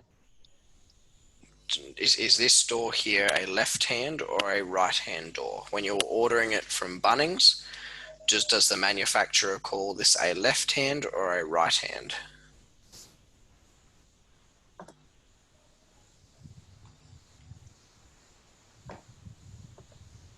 Five, 4, 3, 2, 1. Choose. I have no idea what you just said. I was just saying it to him to choose, go for anyone. It's for you to choose. Just choose one. It honestly doesn't matter, but now I've got to make a point out of it. Arjun, it's your call actually. It was not ours. Yeah. I think he got mistaken. Like maybe it was a question for me or Sijo rather than him. Oh no, sorry. I was explaining that I've already taught them to how to do it. So I was asking you to tell me. So You're asking Arjun, Sijo, right? pardon? You're asking Sijo or me? I'm asking you. Arjun. Okay, so it's your call it's actually. a left-hand door. That's a left hand. I thought you were asking Sijo, that's why I was not. Sorry, no. I You were laughing all the moment actually because you were keeping quiet. You are 100% correct. This is a left-hand door. Yeah. How do you determine the handing of a door? like for this one is a bedroom, so we assume that we are standing inside the door, like inside the room, and That's a garage. oh, sorry. Yeah, it's a very, garage. Yeah. a very big bedroom. Lots of space to Sorry, run sorry. around right there. So we have to assume you're standing inside the garage, and yeah, so it's the left hand, I guess. Yeah. Yeah. So the handing of a door is determined by the position of the hinges, which is actually the opposite of what you'd imagine. While you call it a left hand, which you'd assume would apply to the handle itself, seeing as it's got the word hand in it, they actually care about the position of the hinging. Everything is handed, determined by the hinge location. So you're right about standing in the room. What you want to do is you want to imagine that you are standing in the way of the door while it's closed. So if the door is closed like this, you want to stand behind the door looking at the hinges, not behind the door. You want to stand in the direction of the swing. So you want to place yourself in the way so the door can't actually open. So if you were to stand here and you were to open the door, it can open because it can go that way. So what you want to do is you want to stand here and put your feet up against it so that there's no possible way you can open the door. And then where are the hinges? They're on your left-hand side. Yeah. So the same would apply here. If these doors here were closed, well, there's no point you standing here. Firstly, there's a shelf in the way. Secondly, the doors will be able to open. So you want to imagine yourself standing right here, preventing the doors from opening, and then you want to look at the hinge location. So this side here would be a left hand, and this side would be a right hand, because the hinges are on the left and the hinges are on the right. So the terminology of standing in a room, it doesn't always work, because if the door actually opens the opposing direction out into a hallway, then you've just handed it wrong. So I find the best analogy is to imagine the door closed, but your toes up against it so it can't physically open, and then look at the hinges. So this one here, for example, would be a left hand, because if this door was closed and I was standing in its way, the hinges are on the left, hinges are on the right, hinges are on the right. And while it is very uncommon, certainly doors have opened the opposing direction to what you'd actually expect them to. So imagine them closed, stand in the way. I've just tucked my toes up against the door, and the hinges on the left-hand side. So that, I find that's the easiest way to hinge internal rooms or internal doors. When it comes to hinging external doors aren't handed with left and right. They're handed with letters, A, B, C, D, D, G, C, G, and they actually have little pictures that describe each of them, because some people were handing them externally, and some, like, they were a window, and then some people were handing them internally, and it became far too difficult for them to stop getting errors. So they just decided to move to a picture and a letter. For example, an A is, for all intents and purposes, a right-handed when you're standing on the inside. And a B is a left hand when you're standing on the inside. So if I was standing here and the door was closed, the hinges on my left-hand side, this would be a left-hand hinge. But if you tried ordering that from Bunnings as a left-hand hinge, they'll send you back and say, tell me what letter. Because they're not going to be found at fault when the wrong thing turns up. Now we have some internal notes inside Build.iQ on some of these items that actually have the letter B, and then it says in brackets left hand to avoid any confusion. So this one here, if we start with the internal garage, it was, as we discussed, a left hand.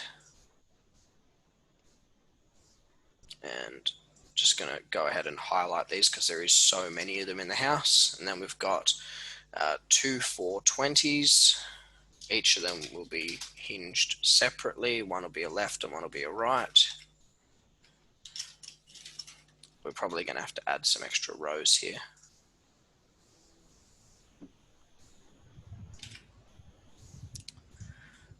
So that's the store. Now we have the door type as well available here from the drop down. A hinged face hole latch hole is your standard door. It comes pre-holed for your handle to go in, and it comes with the hinges already notched out for your hinges. Hinged only is just the hinges. There's no hole. You would use those if you're using a dummy set like on a storeroom that you can't get inside of, and therefore you don't need a handle on the inside. Door only face hole latch hole is the opposite. It's the door only with the hole but without the hinges. And then door only is just a blank door. Now they're what we use for cavity sliders. The reason we do that is the cavity sliding units, the handles don't quite line up and work the same way a standard hinge one does. It's something to do with the back set, the hole's in a different position. And so the feedback we got from our carpenters was that when they were doing the cavity sliders, they actually preferred to cut the holes in themselves in the exact position they wanted them, rather than trying to butcher the door to make it work. So you'll find that it's very, very rare that we ever use door only face hole latch hole. I can't think of many instances where you would just get a door with a hole in it without hinges. But it's there just in case that rare occasion does happen. And then obviously your lift off is for your bathrooms and the like. Now, Sejo and Sachin and I discussed this the other week in relation to where a lift off hinge is required in the construction code. Arjun, just Yeah. Right. what is your knowledge of that? At what point in time Like does we give the lift off if from the door to the closet, if the length is 1200, within 1200, we give the lift off. So is it from the door or the door swing? I think it must be from the door because No. yeah, So it's the no? door swing. So that's part of the reason why we draw the door swing in. So it's actually not from the door. So what happens if somebody's here sitting on this toilet and they pass out and fall forward and lay on the ground, you don't want someone opening the door and smashing them in the head. It'd be counterproductive to trying to help them. So it's all about the actual swing of the door. So if this toilet pan at any point is within 1200 of this, then it requires a lift off. So in this instance, this WC2 would indeed require a lift off. Now, cavity sliding units, because they're just a roller and you can just lift them out, they're automatically compliant. You don't need to worry about anything. You just order a standard cavity sliding unit. But when it comes to hinge doors with toilets within 1200 of the swing, I always probably go 1300. I'd rather err on the side of caution rather than find out a wall's ended up 10 mil closer and suddenly we're not compliant. So if you just assumed anything within 1300 of the swing of the door requires a lift off, I'm not going to turn around and tell you to take it off. I'd rather have it there than not. So if we just continue on, we had the two 420s. Now these are storerooms. They're going to have a dummy set on the front face only. They won't need to be a handle on the inside edge, because if you manage to get in there, well, then you can just kick the doors open. It doesn't matter. So 2 times 420, and we're going to go to hinged only, because the dummy set's just going to be screwed onto the face. There's not actually a hole in the door. So we got one left hand and one right hand. For the door only face hole latch hole, like will it look any different on the plans, or like do we need to find it out from the iGiro or the addendum A? Door only face. That's the one I said that it'd be very Yeah. unlikely you'd ever use. Yeah. I can't even necessarily think of an instance.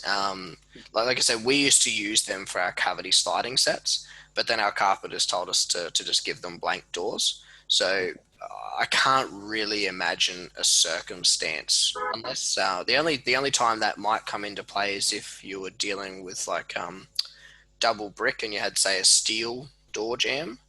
And they want the hole there for the door handle, but they don't want you to put hinges on it because the hinges on the steel door jamb are different. The different manufacturers put their hinges in different locations, so you can't take a Hume door and hang it in a Corinthian jamb, for example. But the actual hole position seems to be consistent between them all. It's just a set standard height, 1050 or whatever it is. So I think if you were ordering a replacement door for like a damaged door for a maintenance thing, or potentially you're ordering a door for a steel door jamb, that might be the two only real instances I can think of you would use that item. But like I said, it's just a historical thing because we used to use them for cavity sliders. So we've got one for the WC, and it's going to be a door only. 720, one handing NA, because you don't need to worry about handing cavity sliders. Then you got an 820 to the bathroom.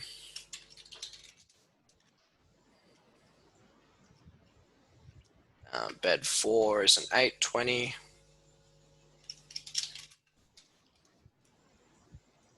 And it's a hinged face hole latch hole. And it is a right hand.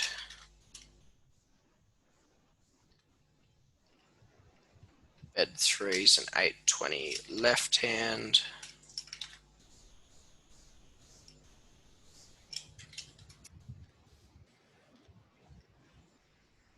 Then we've got the linen.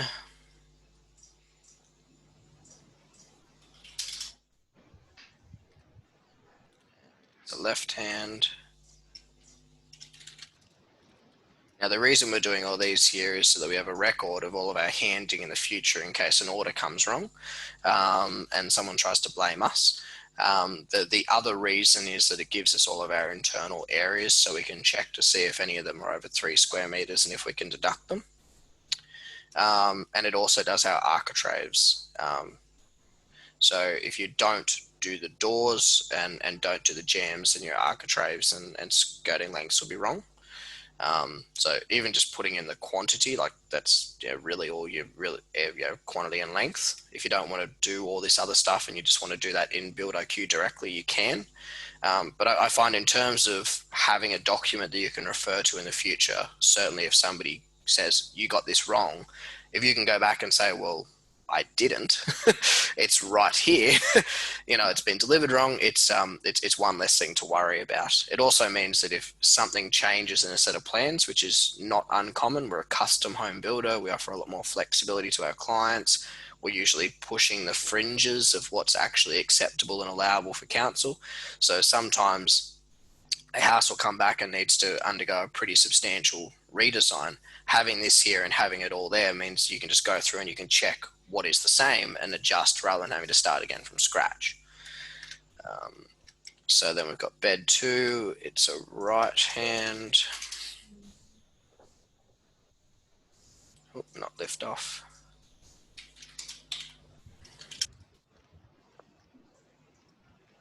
And we've got the kitchen. It's a 770. Door only.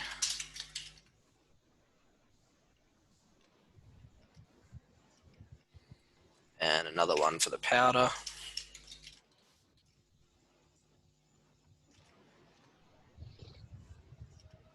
We don't need to worry about that because that's an external door. We've already deducted it from the bricks.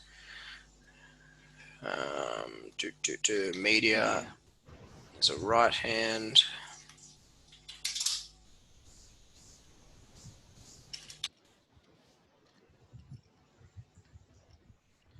Then we've got bed 1, which is a big 1020, which is a rather substantial internal door. And it was a left hand. Is that bigger than their front door? That's the same. And WC2. And it will be a lift off. 720. Left hand. So that's 14 doors. So now we just quickly scan and make sure we haven't overlooked any. The next thing we want to do is have a look at the quantity sheet, and sometimes it'll have an internal door list, and we'll just quickly add all those up together. 1, 2, 3, 4, 5, 6, 7, 8, 9, 10, 11, 12, 13, and 14, because this shows as one door, but it's actually a double. Now, the next question we have to ask before we start doing our robes is, have the robes actually been drawn as a wall going through with a big cutout in it, or has it been drawn as one wall stopping here and one wall stopping there with just some dashed lines? Because that has a big impact on your gross wall area as well as the deduction we do here. I'm going to hazard a guess looking at this quantity sheet and seeing that Cameron's drawn in these objects and included them as internal walls. He's actually drawn that as a wall that goes the whole way through, and then he's put an object in, a cutout object, which is a big cutout he's just put in the wall like a huge door opening, which means that these areas here have already been included in this deduction, and we aren't going to be double deducting. So what we'll do now is we'll go and put these in as additional deductions, because these are really the only ones we can actually deduct because they're over 3 square meters. So now we can either put them down here in the shelving section, or we can put them up here in the internal fix out. This builder, they get Regency shower screens to supply and install all their shelving and robe doors. It's a supply and install, like we have an item in Build.iQ for that. So we don't have to worry about ordering sheets of MDF and chrome rails and hanging rods and all the rest of it. It's just a linear meter price for that shelf, job done. So we don't really have to worry about doing any of the doors or the shelving or anything in this section. The only reason we would do it is so that we can do the door area deduction, because and for architrave purposes, obviously. But we can cover that off by putting the opening just in here as well, and it'll achieve pretty much the same outcome. And given that these are all square set, we don't want to add any architrave onto these, so we don't want to add any jams. We just want to deduct a square set opening, job done. Like I said, this is a very, very uncommon situation. I think I've seen this once previously in 8 years. So 2100, oh my god, goodness, that should be bed 4, was it? Bed 4 and bed 2 and bed 3. Bed 2, and we've got an item here for just other, and now it's probably going to try and have a shit fit when I type in 2100. Oh no, I took the data validation off these fields. 2100 by 1800, 1800, and 2600. And 1, 1, 1, and NA, NA, NA. So we've now got our areas here, and we can come back up to this field here, and we can see straight away none of these other openings can be deducted. So we're just going to go equals that plus that plus that, which gives us a total of 10.62 square meters, sorry, 13.02 square meters of deductions over 3 square meters. And now we come down to our jams. Now this builder, as I mentioned previously, only does 90mm wall frames. Now, I've discussed this with I CJ. have a doubt whether these 2040 written here will make any impact on these values. This section, no, the internal jams don't No, do. not that one. We have added the height 2040 for the columns that we have no doors. Yes, correct. So the question is what values are relying on that? So internal hinge doors. So it's taking, so for example, it's doing architraves. It's assuming that all openings have architraves in them. So what we're going to do is we're going to deduct those three. The height, I need to see what that's doing. So -3. And I'll just mark this as yellow so I know that I've played with that. Internal robe doors, we know there are none, so we don't need to worry about that. External windows and doors, they were all done previously from, guys, a lot of scrolling. This here. So the question is where is the height and width of the door being referenced, or total area? The height does nothing. The height is, well, the height's actually just working out your area. That's the only reason it's there. And because some houses have two different floors, and like say one of the floors might be taller than the other, and they might have different height doors in each of the locations. So that's the only reason we have height there, and to work out the area. It's not being used particularly anywhere. The only reason I added this was because we started doing work on owner supplied plans. Previously, this calc sheet was written purely for use on I&H supplied plans, where we were given so many of these values already. So we didn't need to work out the area. We didn't need to know any of these values. But as I've started to do work for external clients with owner supplied plans, I've started adding just a lot more of these individual quantities and a lot more values for cross-checking of things.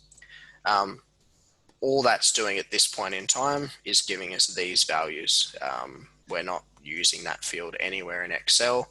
And because we've now manually deducted the 3 lengths from the opening, but we aren't adding any extra architrave now, which is good.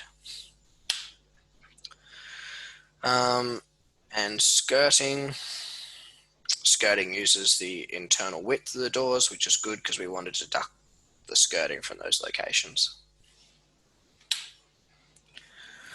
All right, so we've now just got to do our door jams. Now, Arjun, I've mentioned this to Sejo and to Sachin previously. Yeah. Door jam thickness, you'll see here in the drop-down box, we have 92, 98, and also 112 wide. Yeah. Why are those 3 values, I guess, particularly important, or why are they the standard 3 available in the market? And how do you determine the size of the jam to specify for the door? Yeah, I think if it's a 70 mil frame, then should give a jamb of 92, Why do you think that? because the jam should come outside in both the sides of the wall so that the architrave fits in. Yeah. Well, it's actually to do with the plasterboard. It's the plasterboard. So the plasterboard butts into the side of the jam. But you're 100% correct. So the reason you've got that extra 22 mil is to allow for 10 mil plasterboard either side plus glue. So if, for example, the house had 13 mil plasterboard in it, which is once again very uncommon, but could happen. In that instance, you would potentially have to allow the next door jam size up, and they just have to cut it down on site. Yep. So because the wall frames here are all 90 mil, as evidenced here, and Coffs Coast only does 90 mil wall frames, you'll find that 99% of the time you're just deleting the 92s and using the 112s. Now we're going to have a couple of different instances of door jams here. We're going to have the single hinged, we're going to have one lift off, and we're also going to have those double hinged linens. So we're looking for a double hinged 112 by 2040. Double hinge 112 by 2040. So we had one of those for the store. And if my memory serves me right, we had one lift off. Yeah. And then the remainder should be this one here. So 1, 2, 3, 4, 5, 6, 7. Is that correct? That's your lift off, and the rest are cavity sliders. So 7. Now, I'm going to order 8. And can you guess why I would be ordering 8 for this house? Anyone feel free to guess. I just want a drink break.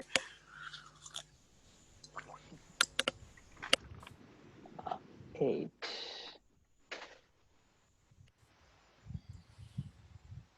Oh, I needed that. Maybe it's an extra or a wastage or something. Maybe. I don't know. No, specifically for this house. Normally we would order the exact amount of jams that we would order for the house. But there's something that's very specific about this house, which is uncommon, which means we need to order an extra jam. Like for the internal door for bed one, it's a bigger one maybe for that reason.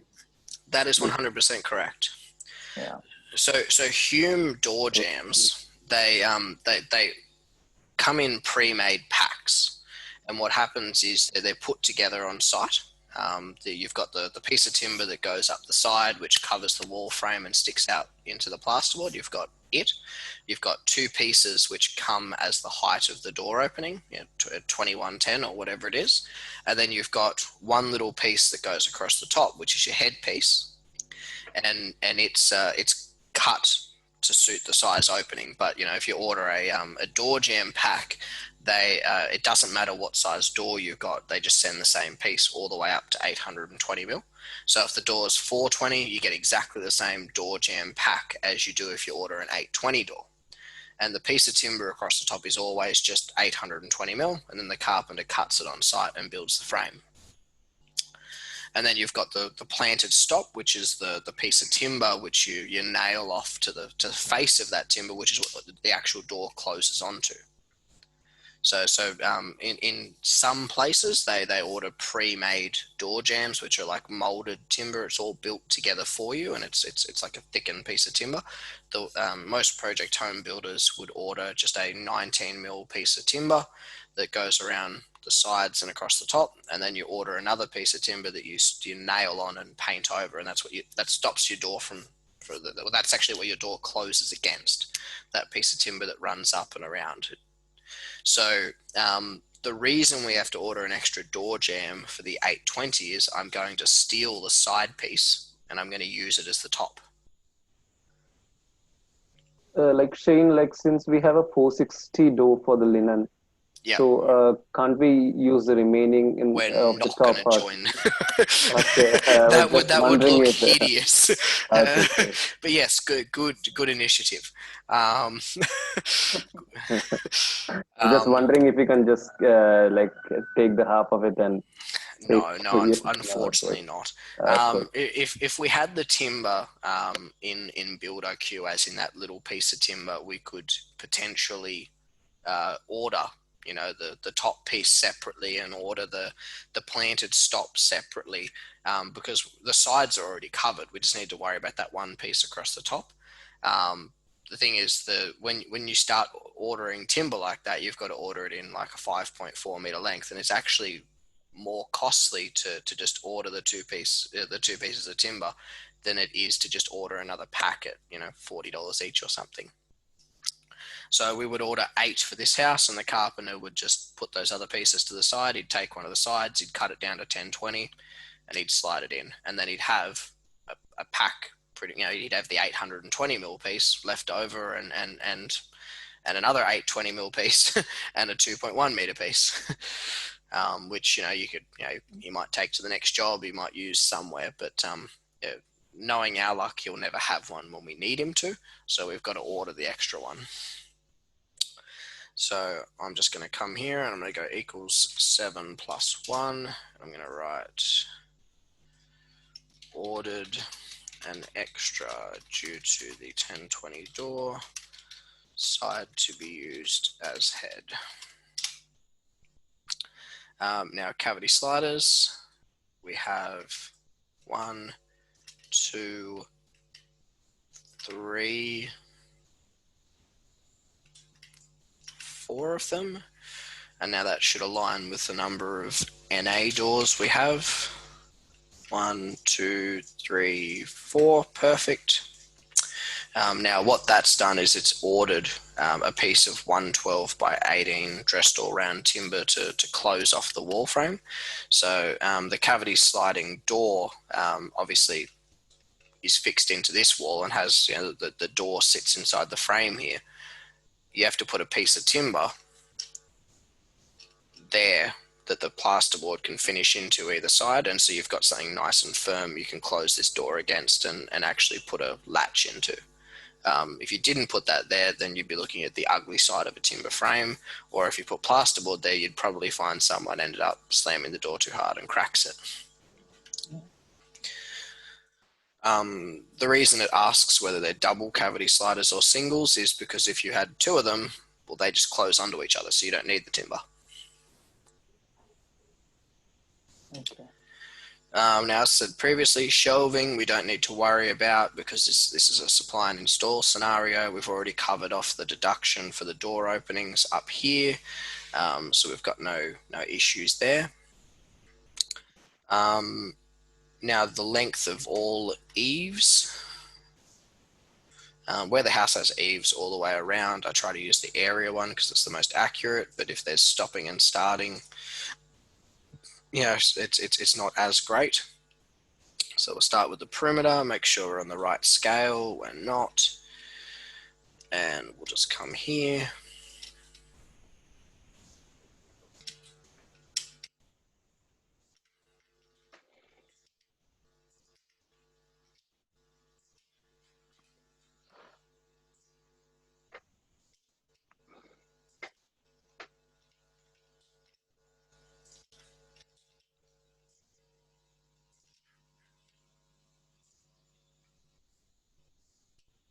So 98.31. Now the question is, what is happening on the face of this? So we have a fascia, we have a flat board with some stained hardwood planks on the gable. So you got a beam through there. So presumably that's going to be framed out on the face, and there'll be timber running across like that to cover the posts. And then that little section you're looking at there is just the thickness of the fascia, so there's actually no eave sheet or anything there. The timber will finish up hard against, so we can ignore that section. So we've got 98.31.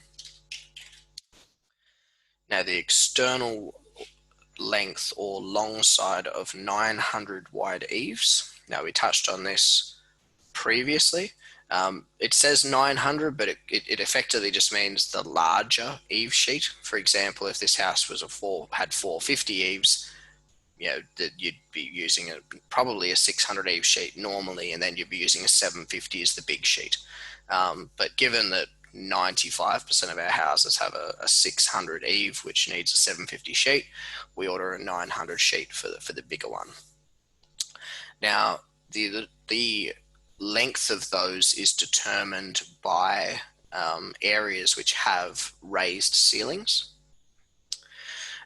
So a raised ceiling, and I think I showed you guys this when we were doing the Southwest Sydney job. It shows the eave coming in, and then there's a piece that goes up vertically because the ceiling in that location is higher. So this one here has a raking ceiling, so it's probably, it won't probably apply there because the ceiling will be flat, or the sheet will go like that from here. But in the alfresco, if you were standing in this alfresco right here at this point right here, and you looked up, in the alfresco, the ceiling would be the same height as it is inside the house.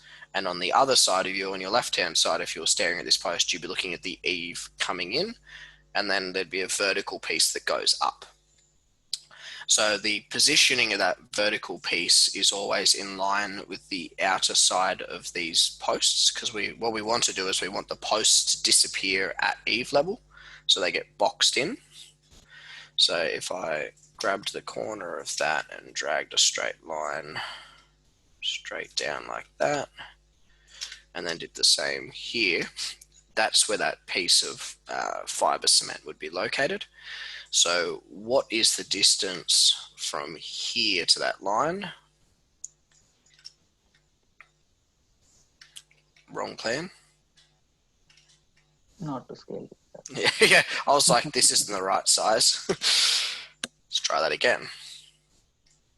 It's going to be the same on both because it's the same size posts all the way through. If we were to go under here and grab that, we're at 940 mil.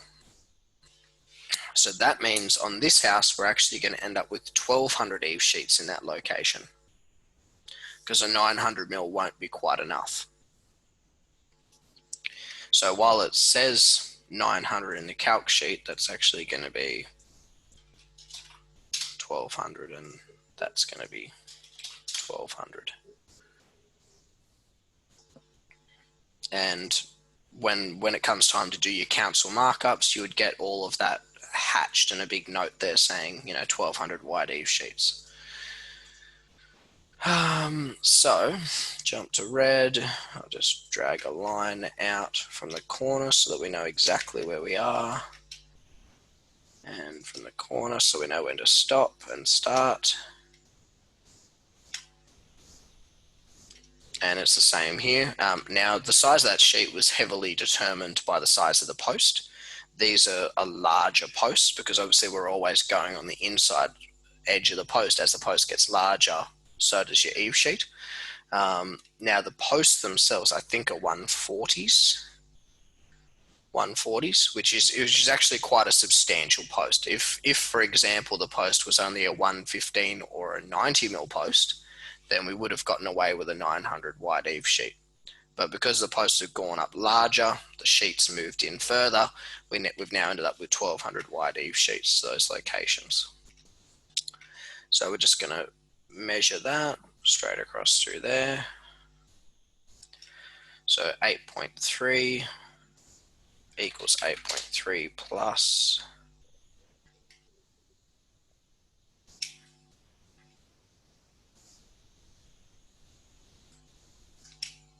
15.1. So we have 23.4 linear meters of 1,200 wide eave sheets, and now the internal length of the boxed beams is effectively that red line that we drew. That's where the box section is going to be. So just grab that there, come down through here and straight across. So we've got equals 13.22.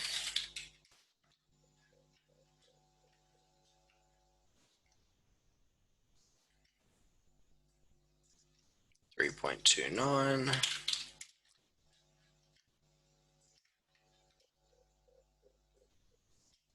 3.14. And that's just allowed extra 750 sheets to be cut down in half to do that vertical piece. So if we have a look at the drop off here on the section, 360, so they'll be able to cut that straight down the middle. And so that length that we put in, it's actually halved it in the calculation for the sheets. There you go, equals half. And now bulkhead lengths. Now the bulkheads we're doing for the plasterer, and also so that we can just generally work out the extra framing timber we require. Now Shane, excuse yes. me. For bed 2, bed 3, eaves are wider to the front actually, and even for the media, it's more than 600. It is indeed. It's going to have to be they're going to have to be 750s. Good pickup. Cladding, right? That's why. Sorry? It's a cladding right there. That's why Yes, the correct. Correct. So it's going to be very, very touch and go whether or not we're going to be able to get away with a 750 sheet there. So when we're doing brick veneer, if we have a look here at this section, the eave sheet can actually go in past the brick, and then they just put the piece of timber just here, and so the eave sheet can sit over the top of the brick. So when we're doing a standard 600 or 640 is actually what it is, it's 600 plus your fascia. When we're doing a standard 600 eave, we order a 750 eave sheet. So the eave sheet actually finishes at the back of the brick, and then they just conceal it by putting a piece of timber mold in front of it. Now, when it comes to cladding, we're measuring 800 to the wall face from the very outer edge of the fascia because it's drawn as 640. So here's where we start getting millimeter perfect to determine what we need. Now, the fascia itself, while it is 40 mil deep, overall, as in the angle is 40 mil deep, the recess that the eave sheet slips into doesn't go that far in. It technically only goes in about 10 mil of the 40. So if we were measuring a 640 overall, because that's the way these are drawn, we draw them as 640 to the brick. Technically, the actual eave sheet's going to stop at about 610. So we've got 610 there, which means this 800 we're measuring is actually only about 770. Are you following? We've lost Arjun.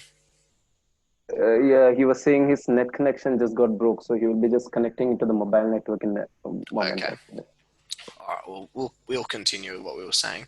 So, so everything I said just made sense? Yeah, like, so the 10 I understood over here, but how it just drops to 770 when we have an 800? Because this thing here Okay, it's that little sheet, notch is where the eave sheet sits. Okay. So while we're drawing our houses as 640 overall, which includes all the way out to the outer edge of the fascia, because as you can see, there's a slight corrugation here. It's 35 at this point. It's 40 at that point. The eave sheet itself actually sits in this little notch and only goes in about 10 mil into the actual fascia. So if we've got a 640 overall eave, the eave sheet only needs to be 610 because it can't go any further in. The next part is the cladding. We don't actually draw cladding on our houses. We just draw them as a flat wall with a layer on it. So this here is just lines drawn horizontally on a flat piece of wall. Hardy's Newport cladding, though, is, if we look it up, it actually has a thickness associated with it. So Hardy's Newport cladding is overall 9 mil thick. So we're not showing the fact that there's actually 9 mil worth of cladding on that 90 mil wall. So it's coming out another 9 mil. So we've started out at 800 and we've dropped about 30 mil worth of fascia we can't use. And we've dropped 7 mil worth of cladding and we're back at 763 millimeters. Now, the quad. So we have our little piece of timber that goes in on the eave that sits right here. It's 18 mil by 18 mil. So in theory, you can get away with a 750 mil eave sheet with about 5 mil left to play. Depending on who your builder is, how particular they want you to be, and what their carpenters have eaten for breakfast will determine which one you provide. Because I have done the exercise and I've ordered the bigger sheets for carpenters before, and it turned out that the frame and truss was not actually doing this to 640. They were actually only doing it, say, to 630, and suddenly the eave sheets I provided were all slightly too large, and the carpenters got sooky that they had to cut them all, and they returned them and got replacements. However, if the frame and truss had suddenly made this 10 mil larger than it was shown, then it would have been the opposing issue, and they would have been really quite pleased that I'd ordered the larger sheets. It's very much flipping a coin. What I'm going to say in this instance is, because it is so millimeter like specific, if this was linear cladding, which is 18 mil overall, like it's a lot thicker board, then I would say we would leave it as a 750 eave sheet. I think given the fact that we are so millimeter like perfect here, it's very touch and go. Now, I'm going to throw one more thing into the mix. This is a steel frame. So under the construction code, you can't install fiber cement lightweight cladding directly to a steel frame.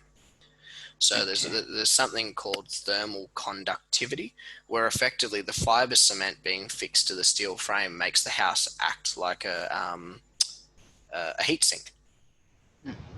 And what it does is it doesn't allow it to retain or get, it doesn't, heat and cold transfers faster than it should, and it has an impact on your insulation and the general livability of the home. So under the NCC, the National Construction Code, they make you put a product in between the steel frame and the cladding at all times, so that the two are not in contact with each other. Now that product can be, say, a 25 mil thick timber batten. It could be a 10 to 12 millimeter foam batten. It could even be, funnily enough, a 20 mil steel batten, which doesn't make any logical sense, but it's to do with the number of contacts. A steel batten would only have a couple of screws top and bottom, so there's still only a very, very small path for the transfer between the two products. So we've drawn this as a 90 mil frame and haven't shown the cladding. We also haven't shown the fact that where there is cladding, behind it there is going to be a 12 mil thick foam batten, which is like it's a rolly tape. It's a hardy thermal break.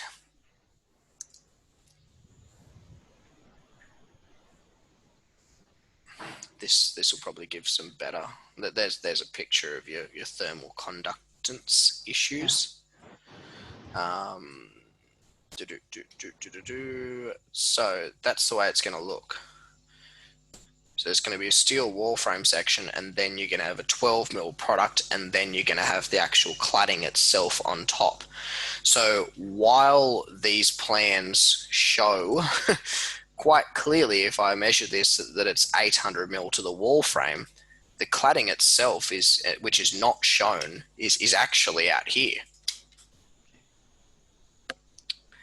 So if we take 800 mil, we deduct 30 mil off the fascia, we deduct 7 mil for the cladding, and then we deduct 12 mil for the batten that goes behind, or the sticky thermal break, we're back at 751 mil, and we haven't even accounted for the piece of timber that finishes the edge that goes up in the corner. So we can get away with a 750 eave sheet here, assuming it stays steel frame. If the house goes back to a timber frame, then we're probably going to want to upgrade to a 900 eave sheet through here. Don't you love being an estimator? Yeah, 10 millimeter, perfect. I don't know how detailed you guys were with the work you were doing previously, if it was this kind of attention to detail, or if it was all just averages and thereabouts. But project home, we're all about efficiency of scale and minimizing callbacks and all the rest of it. So the more time you spend pre-contract thinking about things, noting things, and asking the questions, the better. So if this does change to timber frame, then I would get this all hatched through here showing a widened eave sheet. And then the supervisor, if he's unhappy about that because he wanted a narrow eave sheet, he can change it himself. But at least it's on the plans and it says where that's intended to go. But it was while it took a long time to get there, I'm pleased you asked the question. Yeah, it was good, like to know that it was so much science and maths behind all these things. Yes. All right. So the last thing we were going to check was our bulkheads. Now we've got a square set opening here, which is running through there, which is technically, for all intents and purposes, a little bit of timber framework. So we're going to go equals 1.1. Bulkhead. We've got a beam and bulkhead through here. 2.12.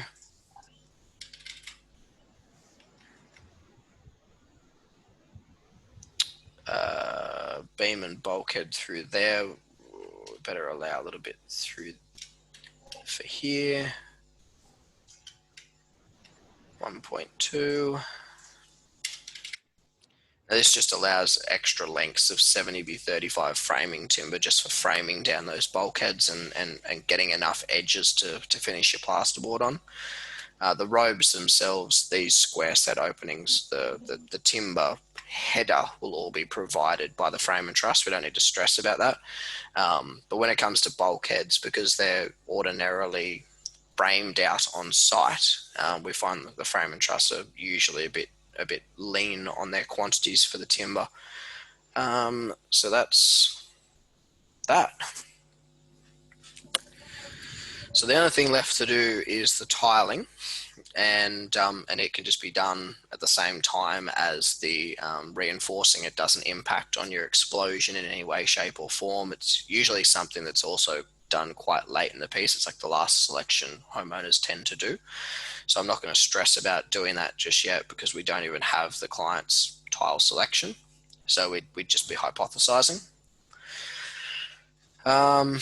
So that's mostly now finished. So the question is how does Arjun's compare? There are mistakes. The moment of truth. Let's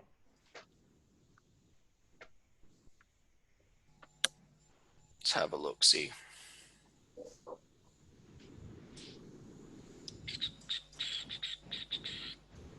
Oh, not too bad so far. That's all right. But I have missed a couple of things. Yeah, while you were doing it, I was comparing.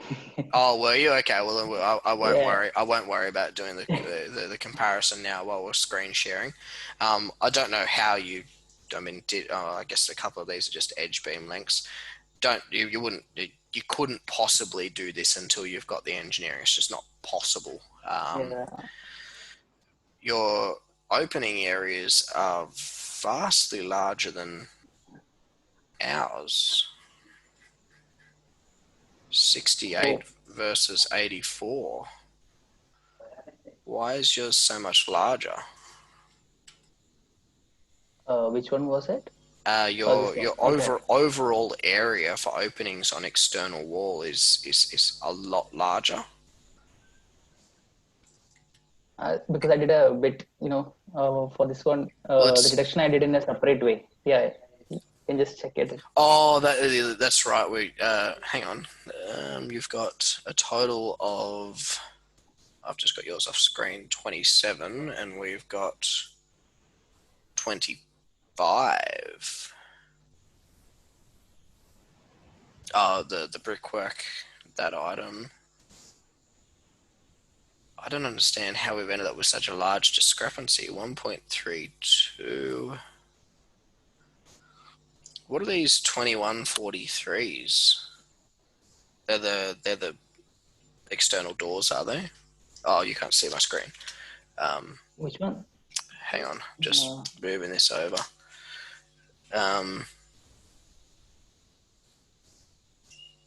Oh, you put R in for render, but that doesn't affect this area. This is still just a straight equation.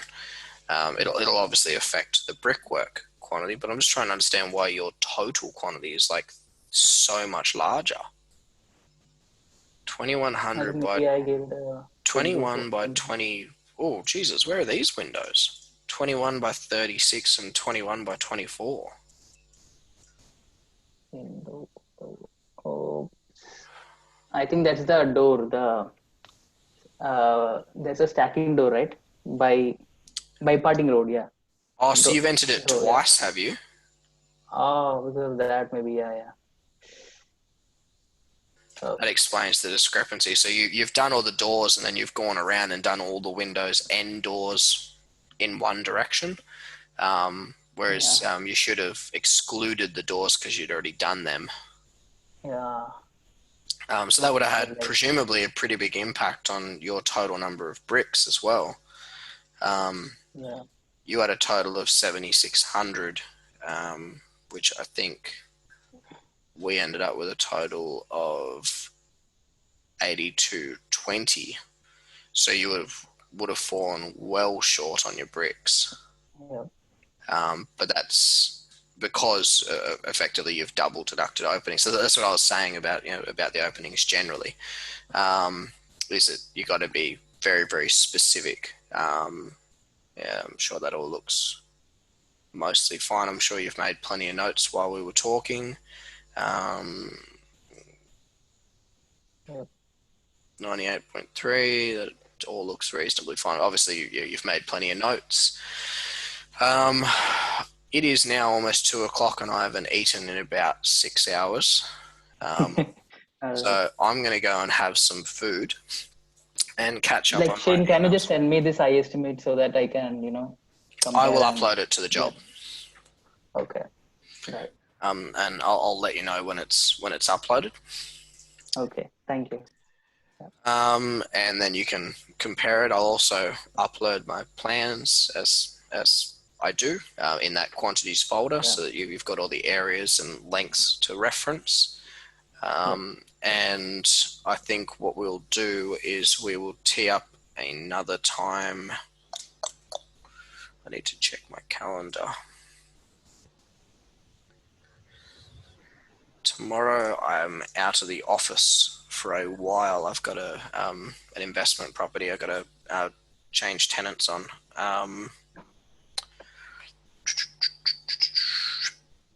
I'll let you know. I'll try and do something tomorrow afternoon, or it might have to be Wednesday. Okay. And we'll go through the process to explode the job into Build.iQ and to progress through it. Okay. And I'll show you how to assign the suppliers and how the supplier area pricing function works, and how the explosion works, where all the standard items come in. And we'll probably end up getting 70% of the bill of quantities complete, excluding quote requests. And we'll also, I guess I'll have a conversation with Cameron between now and then about whether or not he wants us to send the quote requests. I'm hoping he says yes, so I can do that as a training exercise with each of you.